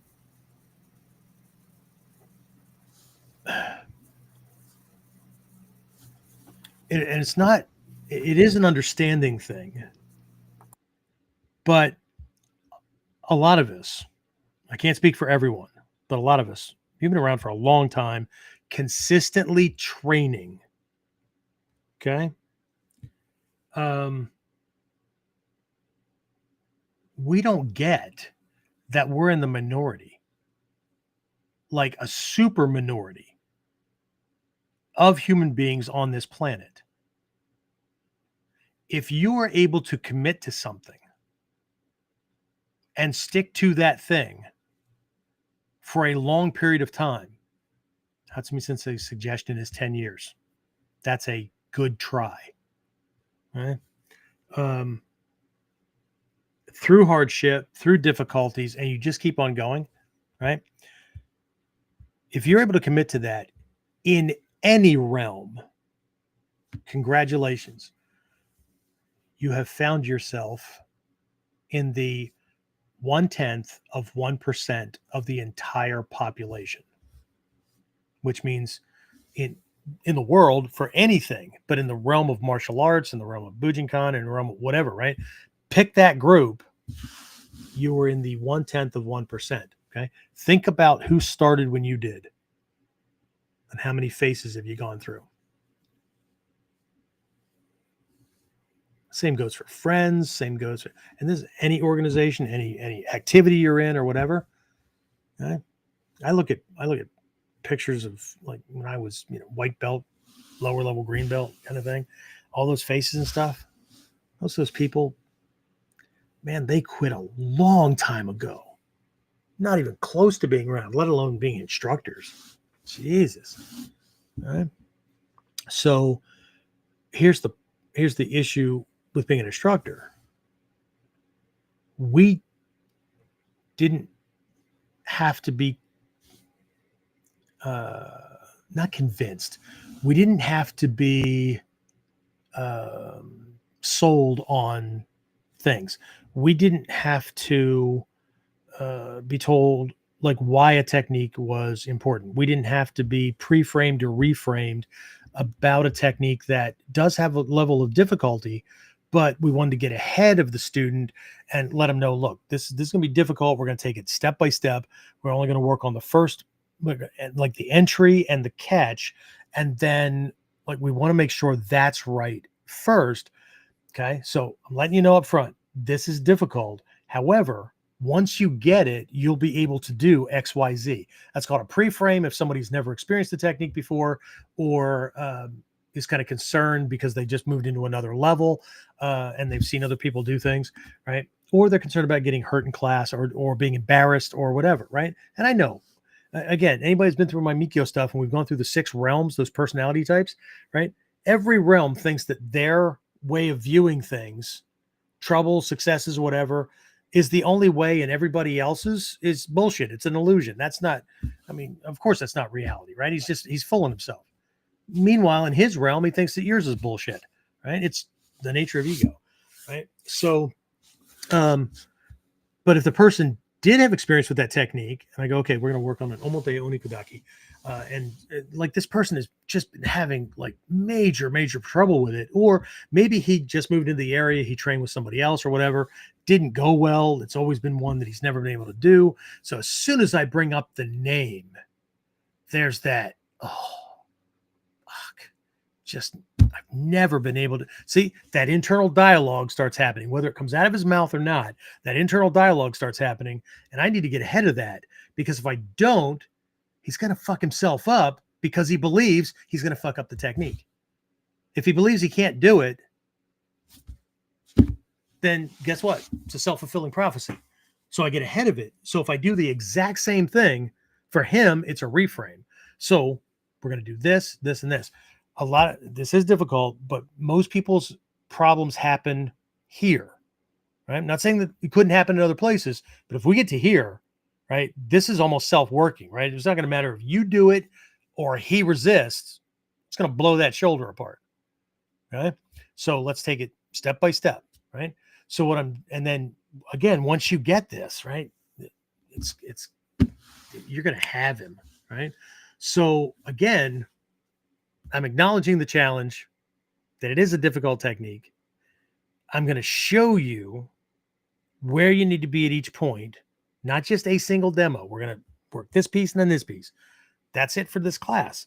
I want you to get to here because everything else is nuance. Everything else is henka, right? So if you get that, you'll be able to do X, Y, and Z. So now I just told him, look, if you can get through the challenge and stick with it to get this part right, and then we can get the whole technique right, you're going to be able to, right? We didn't need that. Teacher said you had to be able to do this. How many of our demonstrations we needed, them moving our body around, them saying no or whatever, we're just cut out of a different freaking mold. But you can't run a dojo of plenty of students that keep the damn place open with tuition, and you can't retain students if they quit because they hit a point where they're just never going to get it, or they keep being told no. They're going to end up being like that kid who just stops freaking trying because, well, I'm never going to get it. This is just not for me. Right? Because every time they get something right, I ignore that and just point out the thing they did wrong. Right? Okay, you got that right. Okay, okay, good. Okay, now look, we're going to fix this thing. Jesus Christ, in one class? Holy shit. Right? Godzilla's not attacking today, and even if it was. Right? All right, so let's just jump into the next things, right? So we've got this model, right? SHU HA RI, right? It is an really old, right? And it's in most classical Japanese martial arts because it works, right? It is a 3-phase, 3-stage kind of thing, right? And most of you probably already know it, right? But for those who don't, right, you're going to have to be patient, right? So I can go through it to make sure that everybody's on the same sheet of music. Because what I really want to get to is the fact that there is a feedback loop in this, for lack of a better word, right? There's an aspect of this that while the omote of SHU HA RI is take it step by step, don't skip over important things, because ego wants to, right? You don't look at Hatsumi Sensei and then imitate moving like Hatsumi Sensei, thinking that just because you can do that, that you have all those decades of lessons and testing and all that produce that. Okay, why are we doing all the Kamai stuff? He moves around in Shizen.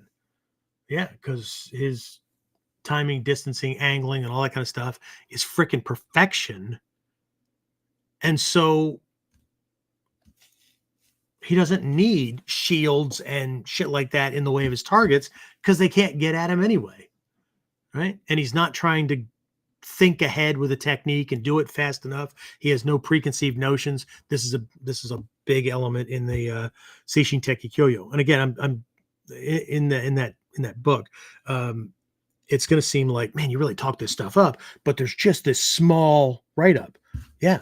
1, it's an introduction, and 2, living to that ideal, right? And I didn't want to put a whole lot of fluff in it, right?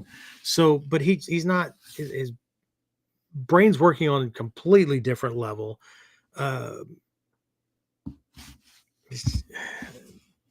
There's things that are firing that somebody's just mimicking the physical doesn't get. So, but the omote, the whole lesson is don't skip things, right? These are all important, and you don't skip to another level until you can do this level to a certain degree. I have a certain litmus test in my dojo, but everybody from Manaka Shihan, who was Hatsumi Sensei's right-hand man before he left to form the Jininkan, he's discussed this to everybody, right? This in one way or the other, whether they use the term or not. Okay. But the Uda of SHU HA RI is that while development is occurring, there are sticking points. And if our perception is in the wrong place, we'll still continue to train, but we're going to hit a plateau. And so, unless we get new techniques or new variations or whatever, we're not going to feel like we're learning anything. But there's this tricky little thing that's going on that, again, the teacher needs to manage. But if we know it as a student, then we know what we should be paying attention to at each level. And not just that, the benefits that we get or the limitations that are created at that at that particular level. Okay. All right. So let's start this, right? Again, those of you who know it, be patient, right? I got to get through this so I can get to the feedback, right? We don't have a lot of time here. So, all right. So the SHU level, right? SHU, SHU. This is not the same SHU as Shuto, things like that. That mean hand. Okay. The different kanji, right? This SHU means to copy or preserve. Okay. So at this level, the teacher demonstrates a technique and you copy that technique, right? Preserve also points to preserving the model that's been passed down, right? Because it's a pure model, right? The original models were built by people who could do this stuff at very high levels and created examples of the principles and concepts in action, right, to get you there. One really advanced teacher a long time ago reminded, he was talking to a whole group, but this really stuck with me, that, there's not a whole lot in the scrolls. I mean, there are scrolls and whatnot, and it seems like there's a lot. But based on what they knew, paper was expensive. They had to make their own ink, right? So how does someone who wants to pass this stuff down, pass it down in a way that you can produce warriors relatively quickly that have the skill proficiency to be able to, can you imagine people teaching and learning like they are today? I mean, some of us went about learning things very, very quickly because we were in the military or whatever, or we were in law enforcement, and shit could happen at any time. But for most people, see, there's that missing part of Shugyo. There's no discomfort. There's no looming possibility. Yeah, there's a possibility. Yeah, but say if you're in law enforcement or you're in the military or whatever, there's a probability, right? We focus on probabilities, not possibilities, because anything is freaking possible. But what's probable? You start with the kind of attacks and techniques or attacks and scenarios that are most common, and then you work out from there, right? So anyway, but what he said was what the past masters passed down, two different pasts, right? What the past masters wrote down and passed down in the way of written form and the way of technique examples was the minimum necessary to get you where they are as quickly as possible.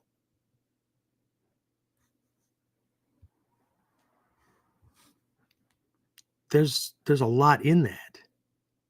Right? So if we're playing around with things where we're making certain assumptions, we're missing or skipping certain lessons and whatnot, could be a reason why things are taking some time.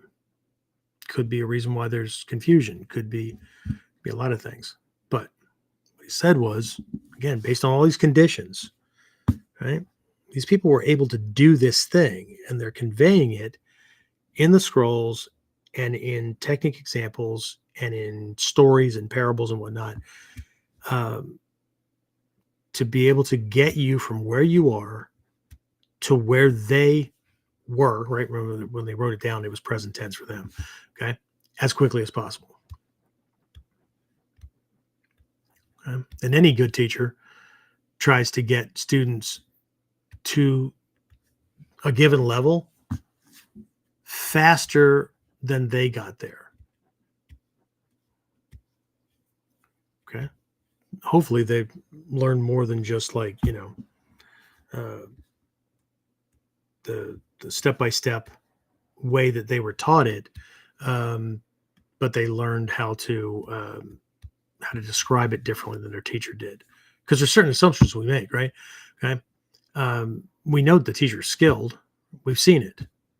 But one of the assumptions is he's a good teacher and he's conveying it in a way that's in my best interest to learn this as quick as possible so I can develop the skills as quickly as possible.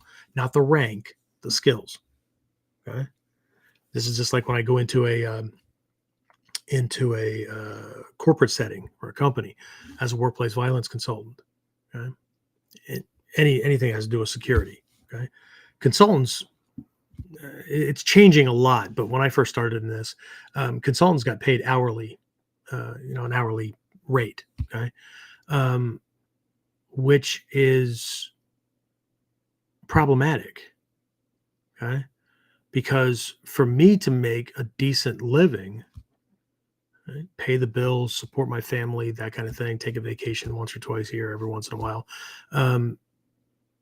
I have to work a considerable, because I can only work for one client at a time under the typical framework, right? And so once this runs out, right, how long is it going to be till I get the next client, right? So I have to work as many hours as possible, have this project last so I can make a good living. The problem in the security realm is that the longer it's taken me to put this damn project together, the longer they're unsecure. It's a conflict of interest. Okay? So now what, right? But it's my job to take my expertise and translate that into their operations and their facilities and their layout, right? To customize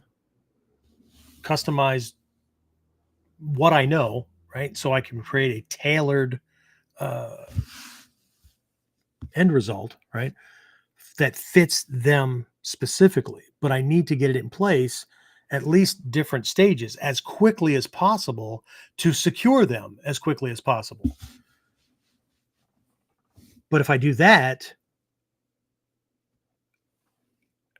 I get paid less and less. The better I am at getting things in place, well, that's now who's getting the benefit, right? They're getting robbed through the one route. I'm getting, okay. So I do things based on project, and that's based on value, right? I promise a 10-to-1 return on their investment, which means I figure out what their losses would be if shit hit the fan in this context, and then 1/10. If it's a really, really big one, they might get a 15-to-1 return. That means for every dollar they give me, they would be saving that much if something bad happened. Okay, that's the only way to make it fair. And for any client who doesn't see that, then well, that's not the way everybody else does it. Well, I'm not everybody else. Okay, and everybody else is going to leave you vulnerable until they get fair compensation for putting this in place for you. But that shouldn't be okay with you. That should be less okay with you than you giving me a set fee. If it takes me longer to put this in place, you don't pay anything extra. If it takes me less, you don't get a refund because you're getting this value. Okay? So, but that's it either way. Right. So let's get back off the teacher again. Right. So your job is not, and classically, if you were Japanese, you would know better, but your job is not to ask, well, when would I use this? Or what if he does this instead? What if he punches this way instead? Or what if he throws this kind of kick? Or what if he's bigger than me or shorter than me? Doesn't matter. Now, some Japanese teachers are more westernized than others. Okay? And the Bujinkan, Nagato Sensei, Noguchi Sensei, many of them, right? So if you were to ask those questions, they wouldn't be doing the tap dance and trying to explain it to you. I made those mistakes a long time ago. I've learned from them. Okay. What if you're at this stage with this technique, doesn't matter. You can't do it anyway. None of those questions matter. There's something in certain people's personalities that they won't do something unless they know the why of it. But the why doesn't matter if you can't freaking do it. Well, I want to make sure I'm not wasting my time learning something that it's a training model and it's an example. You're not going to fight with this anyway. You're going to fight with elements of it, but until you can do it, doesn't matter. But see, I was even introduced to the level this way. My kind of stuff went inside out and backwards, because when I first came in, like most of us had 9 out of 10 people that came in the dojo in the early 80s, late 70s, early 80s, had prior martial arts experience, law enforcement, military, government agencies that would, so lots of either real world combat experience or lots of training in other systems. So we could do an example, and it wouldn't matter if it was the hank of an official kata, because in the early days, they really went out of their way to get us away from thinking about kata names, all that kind of stuff, because this is a system of principles and concepts. And that's how they led. Everything shifted mid to late 80s when these kata lists started circulating around. And then, oh shit, people were like stamp collectors at that point. But anyway, but everybody wants to rush to Henka. Like, what if he does this? What if it doesn't matter? You can't do this. You can't do this one example right. Right. So at the SHU stage, nothing else matters. I'll be back to this stage in a minute. At the HA stage, no, I'm not laughing at somebody. HA, and again, this is not the same kanji as the HA for horse or any other kind of thing. HA here means to break. Right. And so what we're breaking is the form, right? We have to do it first, okay? And doing it means that we can do it 8 out of 10 times correctly at about 80% speed, okay? No flaws. Because that's the indicator that this is not something, because at a certain speed, your left brain can't keep up with the moves. So it's going to require enough training at each speed level to get to a point where I don't have to think about where to step. I don't have to think about what my weight distribution is supposed to be for it to be right for the next move, to be easy. I don't have to think. There's a whole bunch, right? So why am I worrying about variations? Well, ego worries about variations, because like, how many different ways can I do it? Well, see, once we get to the far end, you're not going to worry about that either, because the technique's going to build itself and you're going to be operating in Mushin. No mind, no expectations. It's going to be like pure action. Right? It's just going to do. Right? Just like when you drive. You think about driving that motor vehicle that much, and it's usually when shit happens that's out of the norm,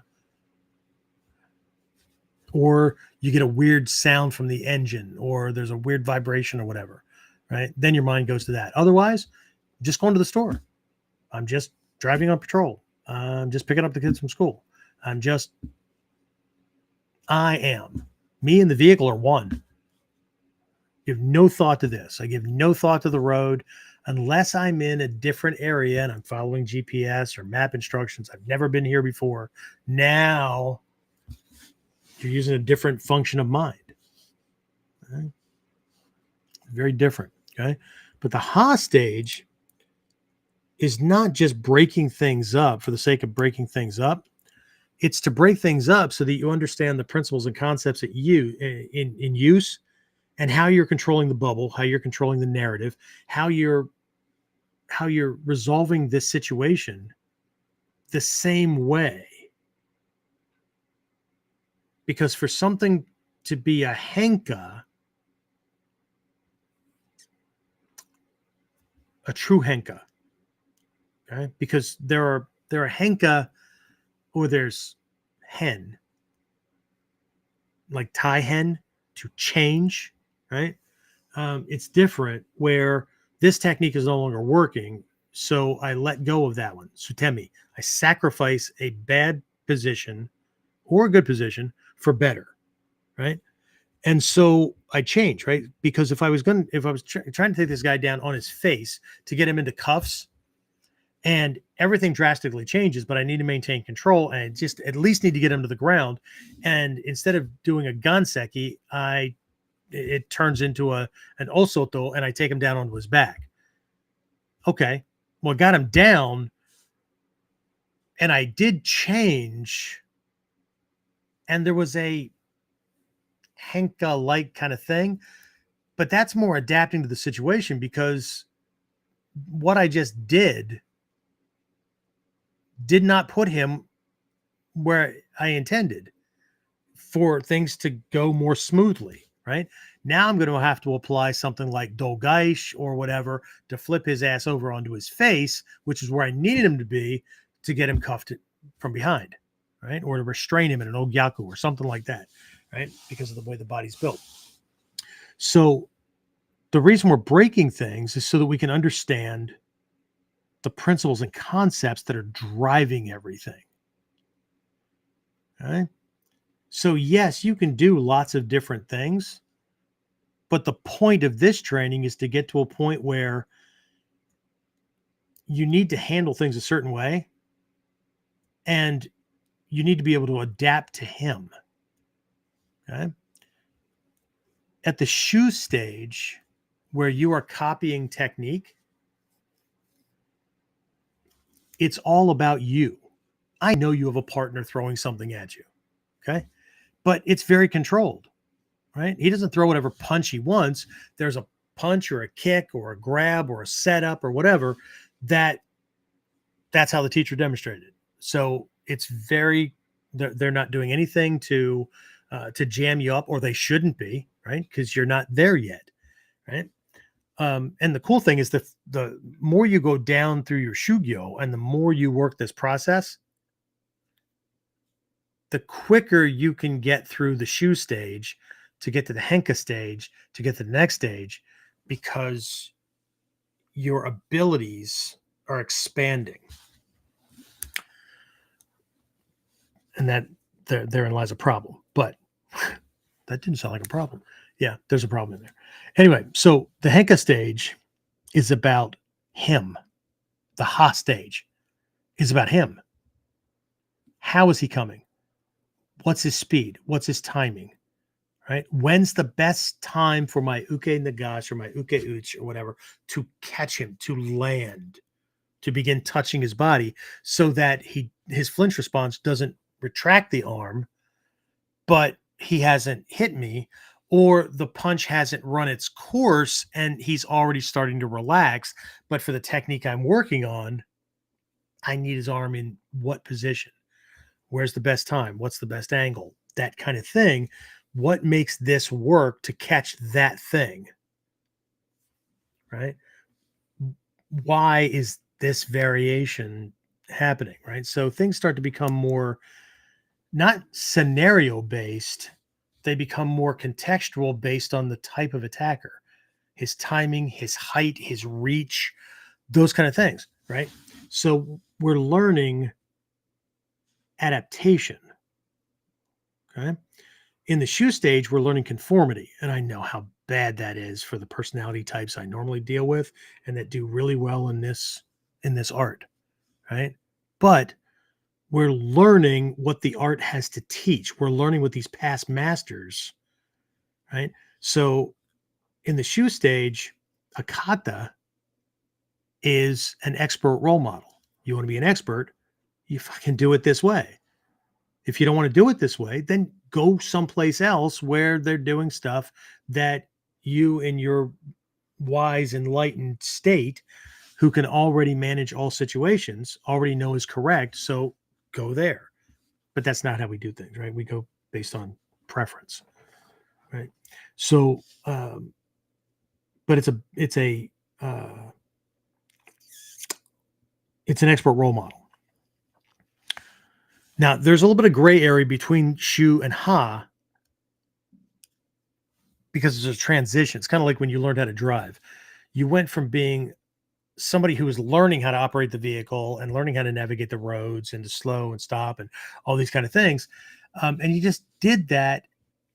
But at some point in your life, you became a driver, right? And not somebody who was just operating a motor vehicle, right? You got in, you just drove the vehicle. You weren't like freaking staring at everything. You weren't over or under reacting when you had to brake or accelerate, whatever. At some point you became a driver, right? There was no definitive moment or day or whatever. Okay. So there is this bleed in, and this is going to matter here in just a minute. But at the Ha stage, the purpose of Henka is to understand the difference between breaking a model and still doing the same thing. The same strategy is still going to play out. I'm still doing the same thing. Now, of course, up to a certain point in your training, right? The strategy is to knock this guy down and for me to get the hell out. But later on, as mastery grows, the goal, like I said, might be to get him on his face into an ogyaku to restrain him, or to get him back out a certain door, to get him to step back into traffic, whatever, right? Okay. So to get him to agree with me, to get him to not want to, stab me because he's having a bad day, whatever. Okay. So the difference between that and changing technique altogether because you lost control and the only control you have is to do something that gets him down, right? Anything is better than nothing at that point. Okay. So I need to understand the difference, but it's about adaptation. It's not about the Henka. It's about understanding why that becomes the better option, why that becomes the new thing. What is it about my angling, my timing, my distance, whatever, his speed relative to mine, right? Whatever, right? That just makes this a better thing. This is something I'm looking for from Shodans during their, EQ, right? First Q, testing for Shodan. What I'm looking for is a sense of knowing what they have when they move to a certain position, right? Are they trying to grab something or do a technique that requires more than one move to get it and apply it, right? Are they struggling to get something that the angling was off and they're too freaking close and now they're stuck, right? Do they know what options they have? What 2 or 3 techniques are perfect from right here, right? Relative to his position, your position, or whatever. I'm okay with those people having a little bit lousier flow or timing or whatever, which is what I require from Nidans. It's okay with me that they might have to, I'm going to use the term muscle it, but I don't mean like, caveman kind of thing. I just mean they might have to put a little extra into it because their precision's a little off. Their arm isn't exactly where it needs to be, but they knew what they had. They knew based on the angle of his retreating arm, this was this or that, whatever. Okay. So it's all about him. I should already know how to, unless I skipped over sufficient time and redundancy practicing proper naname to ichimonji, proper shifting into whatever, right? To all these little things that have to be second nature and to a high degree in muscle memory so that I have more brain, more mindfulness to pay attention to how he's coming in, the angle of, or the arc on the fist or the arm, right? All those kind of things, because I need to adapt to that. That's the problem. At the SHU stage, the problem is I don't know the technique and I'm not coordinated enough to do it right, or I can't remember the moves in sequential order from class to class or moment to moment. Okay. So every one of them has a problem. Okay. I need that. Once I have those things and I can sufficiently, like, my evasion is good, my counter strike, I don't have to think about how to do these things. Which leg do I step with again? That kind of thing, right? What's the angle again, right? What am I supposed to be lined up with? What do I T-bone? That okay? Shouldn't have to think about that kind of stuff. So within a degree or three of error, right? This guy should be able to pick up some speed or come at me with something I haven't seen before, but it doesn't matter because I'm going to the angle I go to, the distance I go to, and all that is based on the angle of his attack and his reach, which I understand based on his height and those kind of things. So the chances of him throwing something at me, it may startle me, but even in my flinch response has become more kami-like and less caveman-like, right? So in this level, right, the kata as expert role model starts to shift. So we recognize that the kata is an example of strategy, tactics, principles, concepts, that kind of thing in action. Here's a way they could manifest if the context is a certain way. He's coming in a certain way. My angle is a certain thing, whatever, right? I need that. I'm starting to learn when one thing is appropriate and when something else is.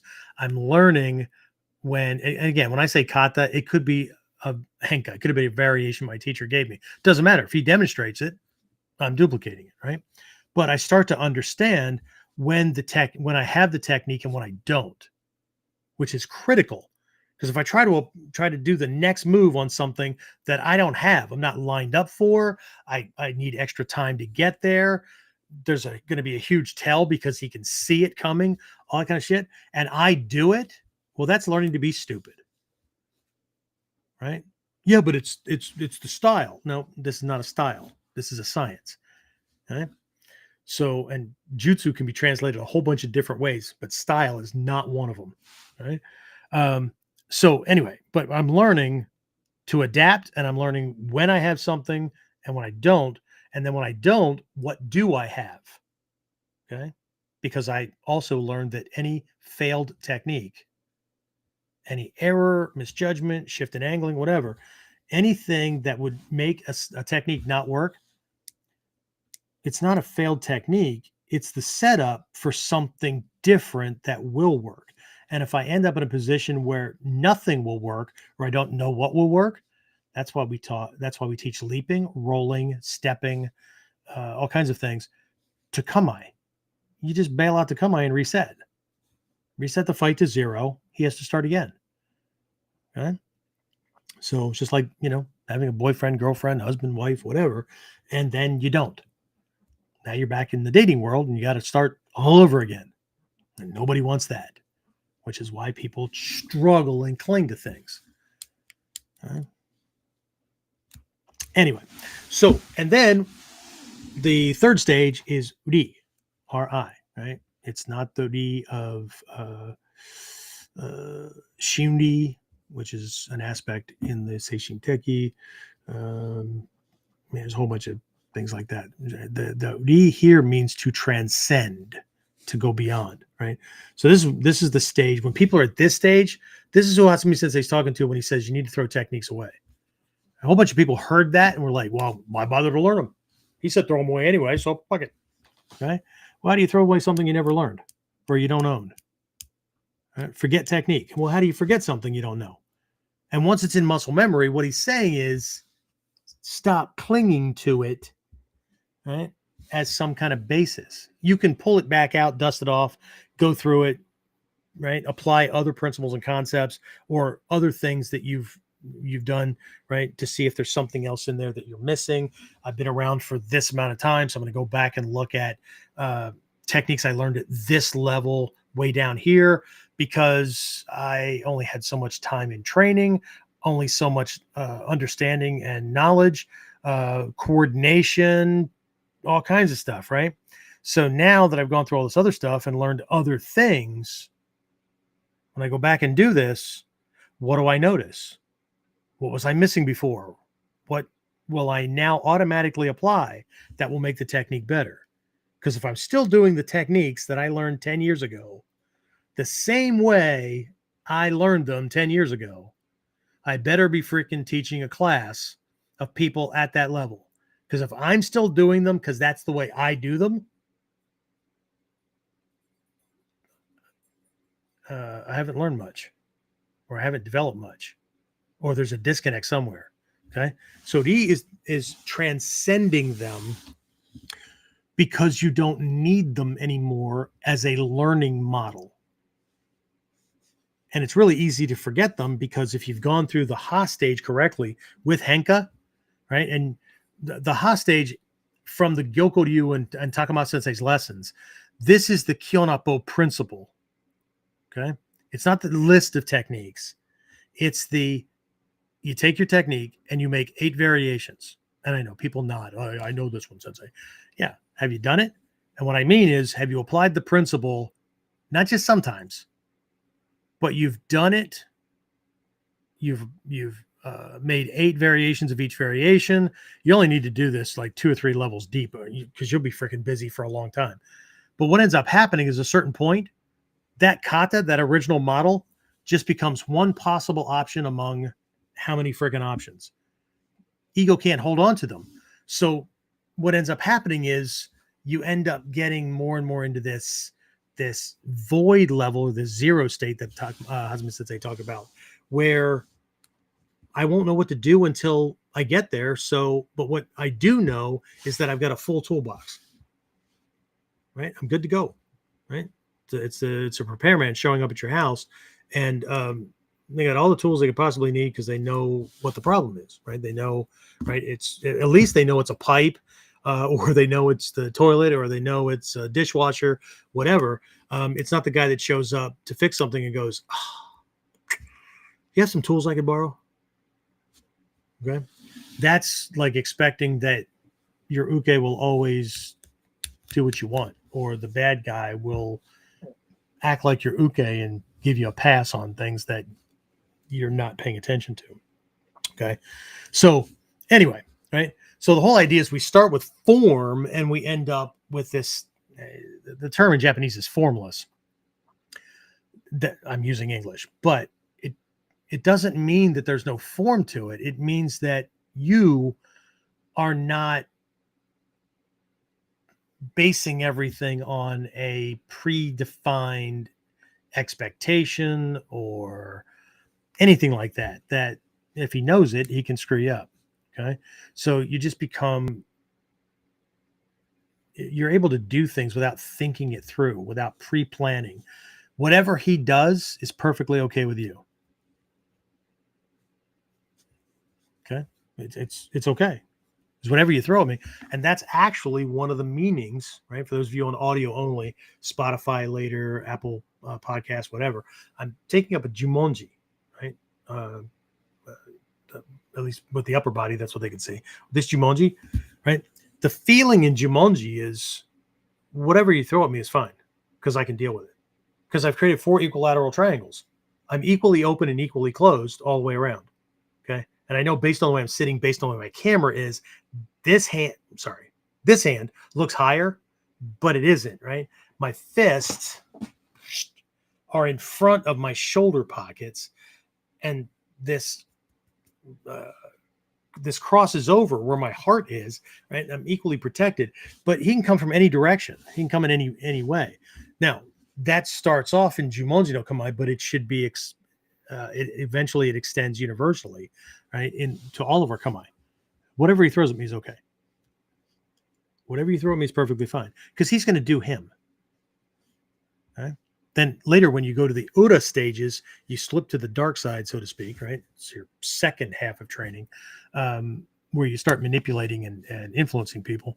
You take up kamae and positioning, and you create a narrative that makes him attack you the way you want him to attack you. So it's easier for you to do the technique that will put him where you want him to be. In billiards, they call it calling your shot, right? But he still picks up this thing that, yeah, you can throw whatever you want. I'm okay. Whatever you throw is fine with me. Okay. It's like the magician fans the cards. He's forcing a card on you, but he says, pick any card, whichever one you want. He already knows which one you're going to pick. And if he doesn't, the process he uses after you pick it moves the card exactly where he needs it to be. All that shuffling that looks like he's randomizing things moves that card exactly where he needs it to be. So it doesn't matter that you had free choice. Okay. So he's either going to force you to take the one he wants, or he's going to manipulate it so it ends up where he needs it to be. So it doesn't matter which one you picked. He will ultimately discover your card. Okay. Hatsumi Sensei used to, a long time ago, I haven't been to all classes and whatnot, but he used to point out and refer us to studying magic and magicians and how those things are happening, because that's a very high level kind of thinking, right? So, but anyway, so you have that. That's the omote. The oda, right, is where the drop off can happen, because people that want to come in and want to start fighting right away with the new stuff, they're not going to like the SHU stage very much at all. But it's part of the Shugyo because it's uncomfortable. I don't want to do this technique again, but I already know it. Yeah, you know it up here, and you know the step-by-step moves. Okay. Can you do it at least 8 out of 10 times, at least 80% of full speed without an error, without losing your balance, without overstepping or understepping, without tripping yourself? Okay. If not, you don't know it. There's a huge difference between learning something and knowing something. And there's a huge difference between knowing something and being able to apply that thing in a different context than you learned it. Right? On the fly, in real time, without thinking about it. And yes, it's possible. Right? I've caught my fair share of mushadori and onikudakis and all kinds of things. Found myself halfway through it before I even realized, oh shit, look at me. Okay? Because it was just all by feel. Right? But if we're doing everything left brain, we're not tactile feeling, right? Which is a big part of the transcending thing, that gap that's in there, right? Where we go from controlling the narrative, or by doing techniques and all that, by having to left brain think about what I'm doing, or, oh, there's something, I'm going to, okay, and feeling it just starting to happen, right? Or it's happening, right? Very different, okay? So somewhere middle to end of the Ha stage,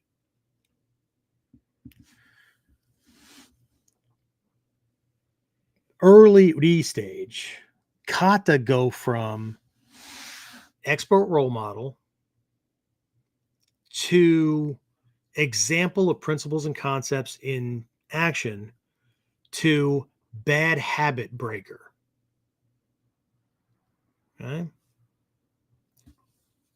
Because if I can't do the technique, and maybe that's even closer to the transition between Ha and Shu, if I can't do the technique is freaking thousands of years old, or at least hundreds of years old.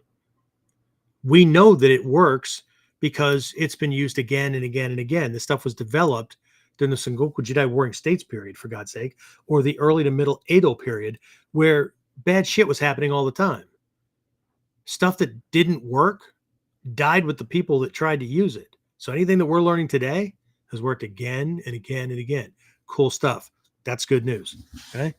But if I can't do it, it doesn't make the technique suck. Okay. You know, with that, like people don't punch that way today. Yeah, I know. Can you do the base model? Okay. So then when we're going through the Ha stage, right? Okay. I'm adapting to him, but did I break the technique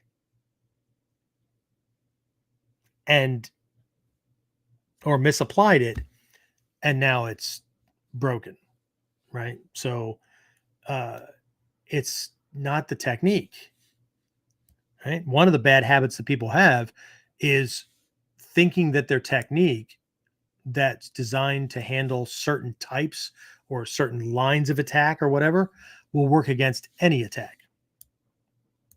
It's a punch defense, like he punches and I. No, he punches a certain way. There's a range, right? That'll still work in, but there's also areas. So during the Ha stage, you also learn when not to use the technique, right? When the technique will get broken, right? The D stage, the kata is an impediment, or it's something ego uses for mental masturbation or something. I don't know, but it's an impediment. Okay.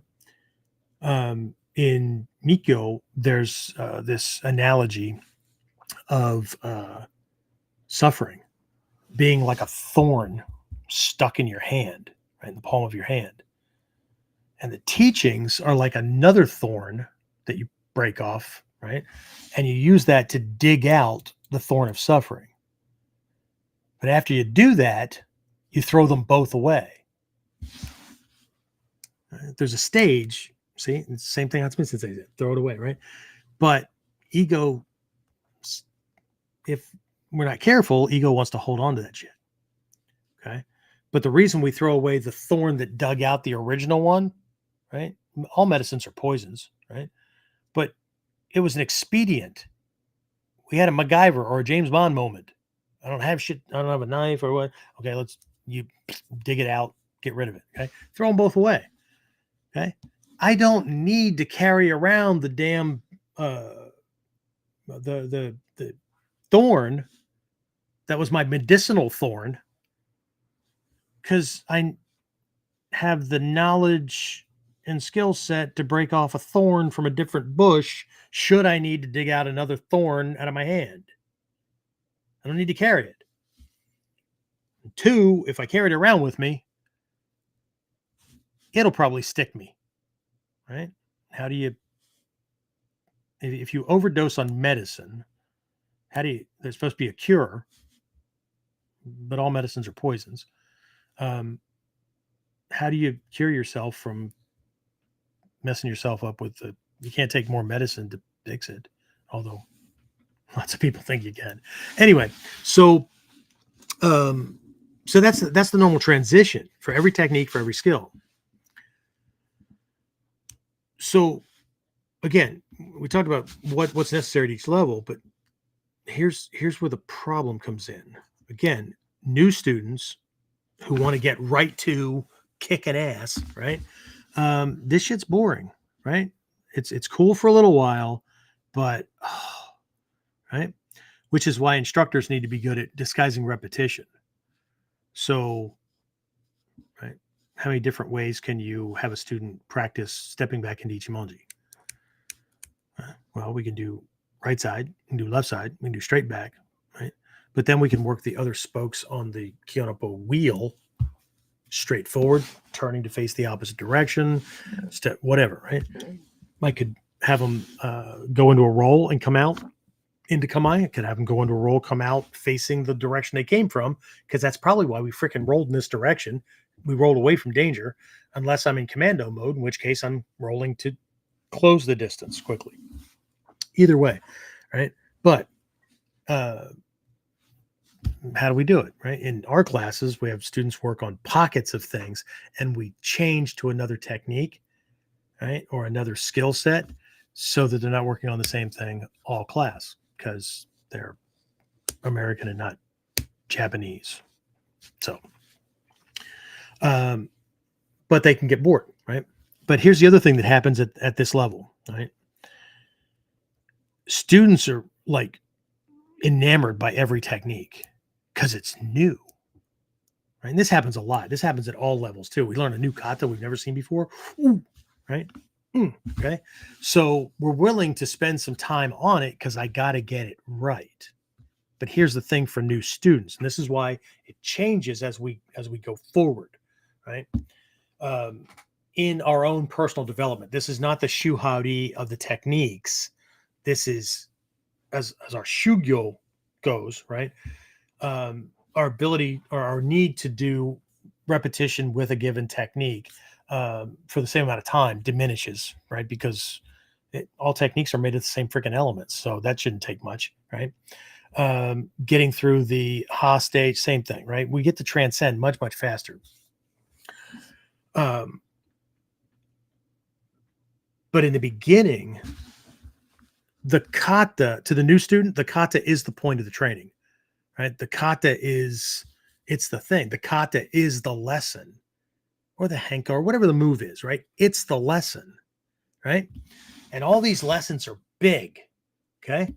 So every new technique, every new lesson, we get a dopamine rush.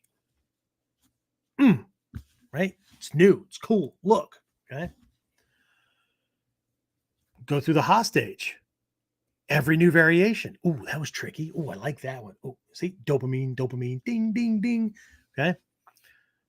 But how many times can we go through that as our skill set and knowledge expands to where we're going to see a new technique, a new variation that we haven't seen before? It gets harder and harder and harder. Just like it gets more and more difficult if we've worked the Ha stage and didn't just do variations of the model off of a ski or a front stomp kick or a kumyuchi setup, and we actually started branching out into hook punches, uppercuts, haymakers. It's a close range elbow. It's whatever, right? But it gets harder and harder for any attacker to throw something at us if we've done that process properly. It gets harder and harder or more difficult for an attacker to throw something at us that we've never seen before, that we don't have experience at dealing, or there's not something in subconscious storehouse to handle it. Okay, so again, right? It's the henka and it's the process and stuff, and we're okay, I can do it like this, and right. So that's all going on, right? But when we transcend the model, we can forget the kata itself, but we can still use the kata to train. And here becomes the problem, right? At the Ha stage, we can confuse good henka for, well, that wasn't working for me, so I did something and I still won. Okay. The problem there is henka and the Ha stage can be used as a crutch to cover up for shit taijutsu. I couldn't do the technique anyway, so my bailout is, as soon as I start fucking it up, I just do something else. Okay. Well,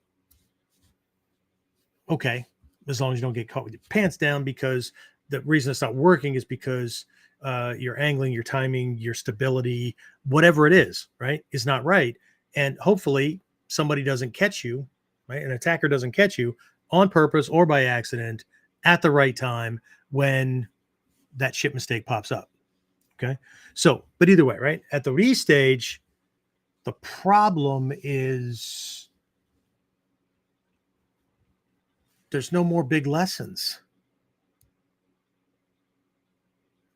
Later in the Ha stage, once henka, it just seems like henka start to duplicate or whatever, and we don't know that henka can be changed not by just changing the things I do. It can be changed by him coming at me with a different punch from a different fight style, or leading with a different size, or coming at me from a different angle, right? He's crouching and then comes up, or whatever, right?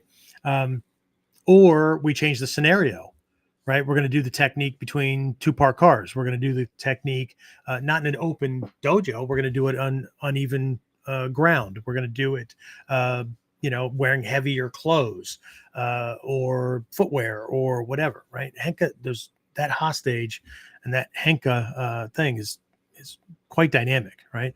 But either way, boredom can start to set in because we keep seeing the same things. And what happens is, because we're fixated on form,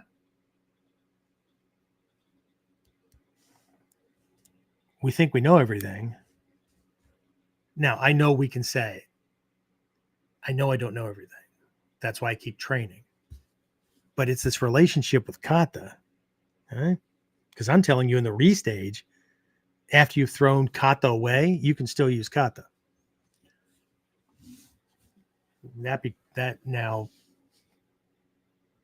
begs the question, what am I throwing away? Because I keep using the same damn word. I know. It's how we define the word. Okay. Remember, new student, everything's a big freaking lesson. But as we go up through, the lessons get smaller. It's not about the whole technique. This starts in the hostage, right? Okay. We could do this variation. We could do, and people, watch videos or go to Japan, right? We're standing around. Hatsumi Sensei goes, you could do this, you could do this. And then I hear people just parrot that. But the question is when, right? Because the lesson is no longer in the movement. The lesson is no longer in the technique. It's in the intervals. It's in the gaps. It's in the angle, the timing, the space, right? Where am I relative to him? Okay. So the lessons get smaller. Like if you tweak your angle like this far, like so we're in the restage, but we pull the kata back out, but I'm not worried about the kata. See, I'm only going to look at this one little move where I shift, right?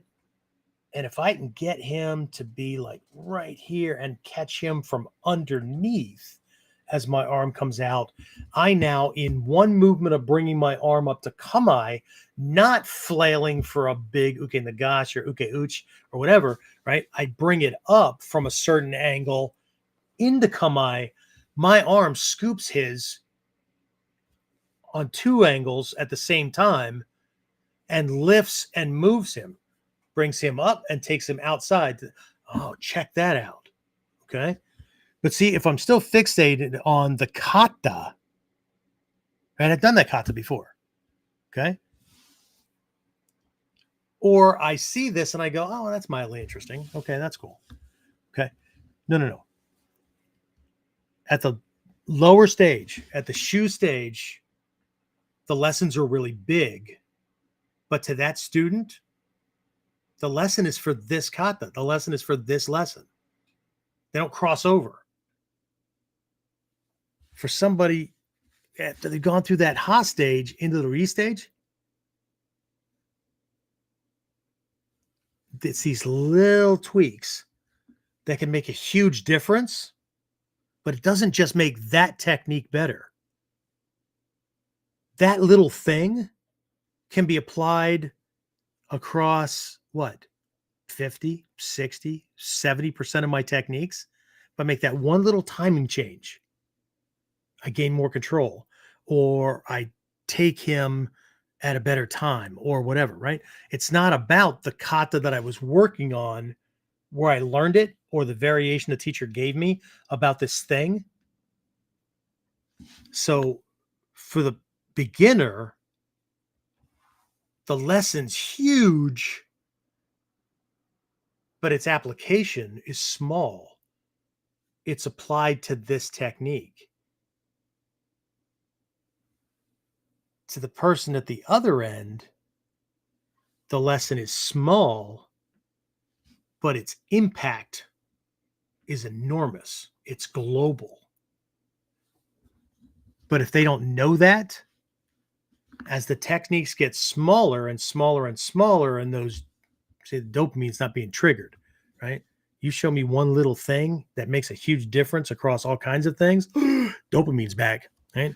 But as the lessons get smaller and smaller and smaller, and they're still focused on SHU or variation of, eventually they're going to get frustrated because they're looking for something new, but it's right in front of them. They just don't know what they're supposed to be looking at. They don't realize that one little thing, because they're still in their head technique oriented and not outcome oriented, not results oriented. To them, results are technique finished, him on his ass, or him in a cool lock for me to restrain him or whatever, not calling my shots and I can drop him where I want him to be. Like Tagagi Yoshin. Okay. Tagagi Yoshin throws and techniques spiral the guy down at your feet. Okay? One, because you're in a small space. Two, because when it morphed at a certain period into being a bodyguard thing, I'm not throwing this guy away for him to grab something else and come back. He's still in danger. I need to get him to the ground and get him into a pin position very, very quickly. But at that period in time, everybody was wearing hakama or kimono. So if I drop him at my feet, he gets blinded and I can use the hakama as a shield and a mask and a way to bind him, right? That we can't do with pants. So, but we can still use from the knees down and that kind of stuff. The principle is still the same, right? But again, the tragedy here is that a lot of people get frustrated and or quit because they don't know that the techniques are supposed to get smaller. They're supposed to get more and more familiar. And technique-wise, form-wise, yep, everything's supposed to start to look like, yeah, I've been good. Toolbox is full. It's in there, right? You can do them. Great. Okay. But the advancement from there out, the thing that allows us to actually transition into the re-stage of transcending kata, is to recognize these little things that have huge effects. We don't need the form anymore. We don't need the style anymore. We can borrow ideas from watching some other martial arts demonstration. Now, we might still not do it exactly the way they did it. We're going to do it with our principles and concepts. But he caught him this certain way, or he applied, right? How would we do that? And, right, what's the nuance that makes that work, right? Okay. We start exploring pressure and sensitivity and things that the beginner just can't get their head wrapped around because of coordination, because they can't see it, all kinds of things, right? But why don't we just jump over to get to there? Well, because then you just be making shit up. And not to say that it wouldn't work, but how's that any different from the guy who just, is just, we're all wired for punching and kicking. He's just willing to get in there and stay in there longer, right? And he just developed his own fight style and his own preferences over time. I'm not saying you can't do it. The point of learning a system is to go beyond the obvious and to have this structure that gets you there faster, right? You don't need to check out of the ER nearly as often to get from first fight to proficiency, right? Anyway, but that's where I wanted to go with this, right? This whole kind of feedback loop, right? This is the focus, right? Because in the scroll that or not the scroll, the little little thing that I put up here, right? Oh, got the wrong thing on my screen here. So it says balancing focus and perspective, right? So focus, right? What are we focusing on? Okay. What's the oh, I hit the wrong thing there. I did. Good thing that didn't fire up. So where should I be focused at any given level? What's the focus of that thing, right? Of that particular type of training. Okay. And then my perspective on the importance of the technique. Of course, the stuff at the SHU stage is very, very important. But I need to understand that it's about getting this technique right. If he gives me a henka, I have to get, now that becomes the new model. I know it's a henka, but it's the kata. I'm going to work on that until I can get that right. And then I need to work on being able to discern base model, henka. What makes the difference between, right? But the focus, right? The focus and the perspective, right? If my perspective is it's even unconsciously, right? Because we can tell ourselves anything we want, and very often we're just parroting back what a teacher said, but we really don't get it. We think we get it, but we don't. I know, I've been there. Okay, that if we don't understand, if our perspective is off, then that's where the stagnation and everything gets stale, or we think we know everything. So anyway, I don't think there was anything else I was going to cover with that, and we're probably running out of time anyway. So James, you're flickering. You must be sitting too far back from your screen. You're blending into your green screen background, which is always cool to see. It's almost a Matrix like kind of thing. But if you're did you see the Matrix movies? Mm-hmm. Do you remember the scene where they first jacked him in, and he had a deja vu moment where there was a cat that was walking by a doorway, and then it flickered, and then it walked by again, and he had one of those little things. Yeah, that's what you were in the flicker mode back there. So deja vu. Anyway, what do we got? Questions, comments? Trinity said, I think I just figured out what kind of physical learner I am. LOL. I have many questions for when I come home next. Awesome. I'll have questions too. How's school? How your grades? You bear any bodies that you didn't call me about? Anyway, anybody else? Was this helpful to anybody? Yes or no? That shouldn't take too long. Right? Was it helpful?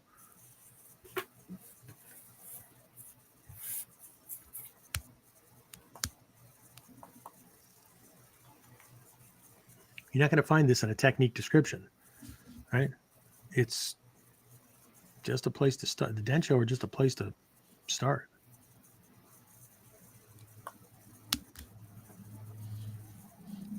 Nothing? Oh, you moved. Okay. I thought your screen froze up. Okay. That's fine. That's fine. So let's see. We have some upcoming events scheduled. I was going to wear one of the previous spring camp t-shirts and I forgot. So where's my... I should know this. I had things written down in front of me. And then I did kanji practice and moved my papers all over the place. Oh, wait. I got them. All right, so we have the three primary or the big training events, yearly training events already scheduled. So, James, unless you have them in front of you, I thought I had. Spring camp, fall camp, and Daikomyo-sai. I'm going to start backwards because I have those in my head. So Daikomyo-sai 2026 is scheduled for January 9th through the 11th of 2026. Did I get that right, James? think I did. Yes.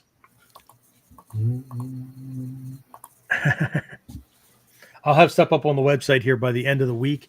The announcements on the event page, and then also the registration pages as well, so people can get ahead of things. So the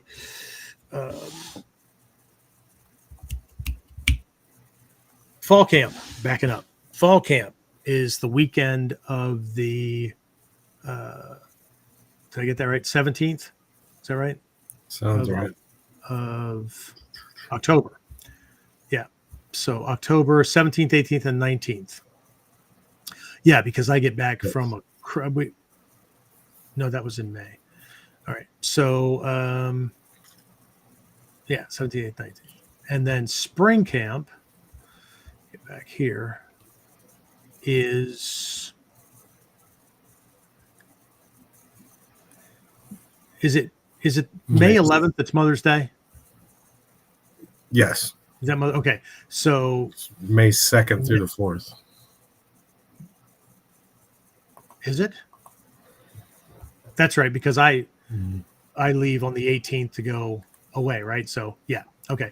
So May 2nd, 3rd, and 4th is spring camp. Thanks, James. Okay. I'm not even going to tell you the themes now because I had them in my head and I can't remember. Right. So, but those are the dates. We will have things up here by the end of the week, as well as some other things that are happening. So if you're local, you already get the monthly newsletter.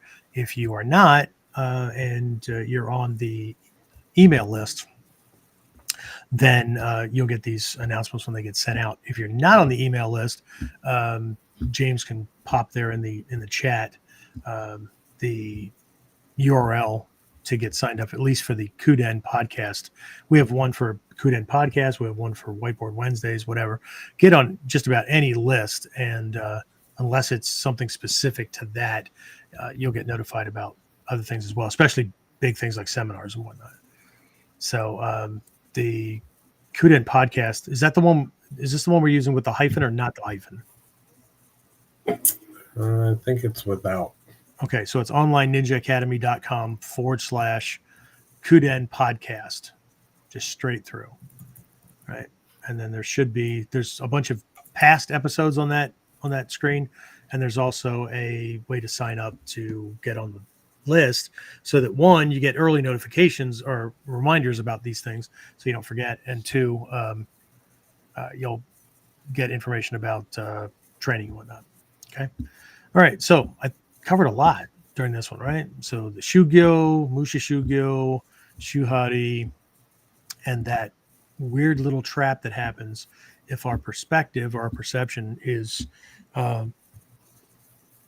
not where it's supposed to be, to understand the learning process and the way things naturally occur, so that we're not holding on to previous things that are slowing our progress, but also convincing us that like there's nothing left to learn and therefore I quit.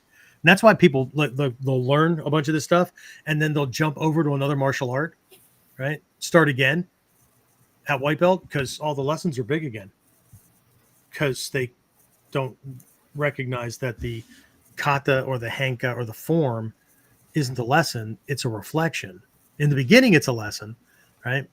But what ends up happening is the dopamine releases aren't occurring because they didn't shift their perspective, so that new little aha moment, right? In the upper levels, that's like microscopic, that little bit of a shift, right? Does all this, and I can apply it to everything, making all my techniques better. I don't have to keep practicing every single technique. As a matter of fact, I just get better at letting him bump me. His brain scores a hit and he's in a trap that he can't get out of. Oh, it's fucking brilliant, right? How do I get this guy to score a hit in his head, think he's winning while he's falling down? It's the stuff we read about, but okay. Anyway, all right. Anything else come in before I wrap this up? Greg answered yes, that it was helpful. Dave said this is always a good subject. I use it for learning and practice everything now. Cool. Yeah, you can apply SHU HA RI to anything you're trying to learn. Anything. Right? There's Trinity's a trained classical singer. But, you know, while she sang songs and whatnot, there were lots of times she just spent time hitting the notes, holding the notes, right? I mean, just wasn't about getting through the song. If I fix this or if I get this right, she was in a competition once. She freaking hit these high notes. One of the judges was like, we were in a cathedral, and the statement he made was he looked up at the stained glass that was forming the domes because he was worried that they were going to break and come showering down on people. That was a huge compliment. It was awesome. That's my girl. She'll blow your eardrums out or stick a pen in it and blow them out a different way. So it's always good to be versatile. Anyway, is that it? Is that all we got? And then Dave said he may be able to make spring camp, fingers crossed, as long as his van doesn't break or something big happens. Awesome. Well, how do we keep the van from breaking?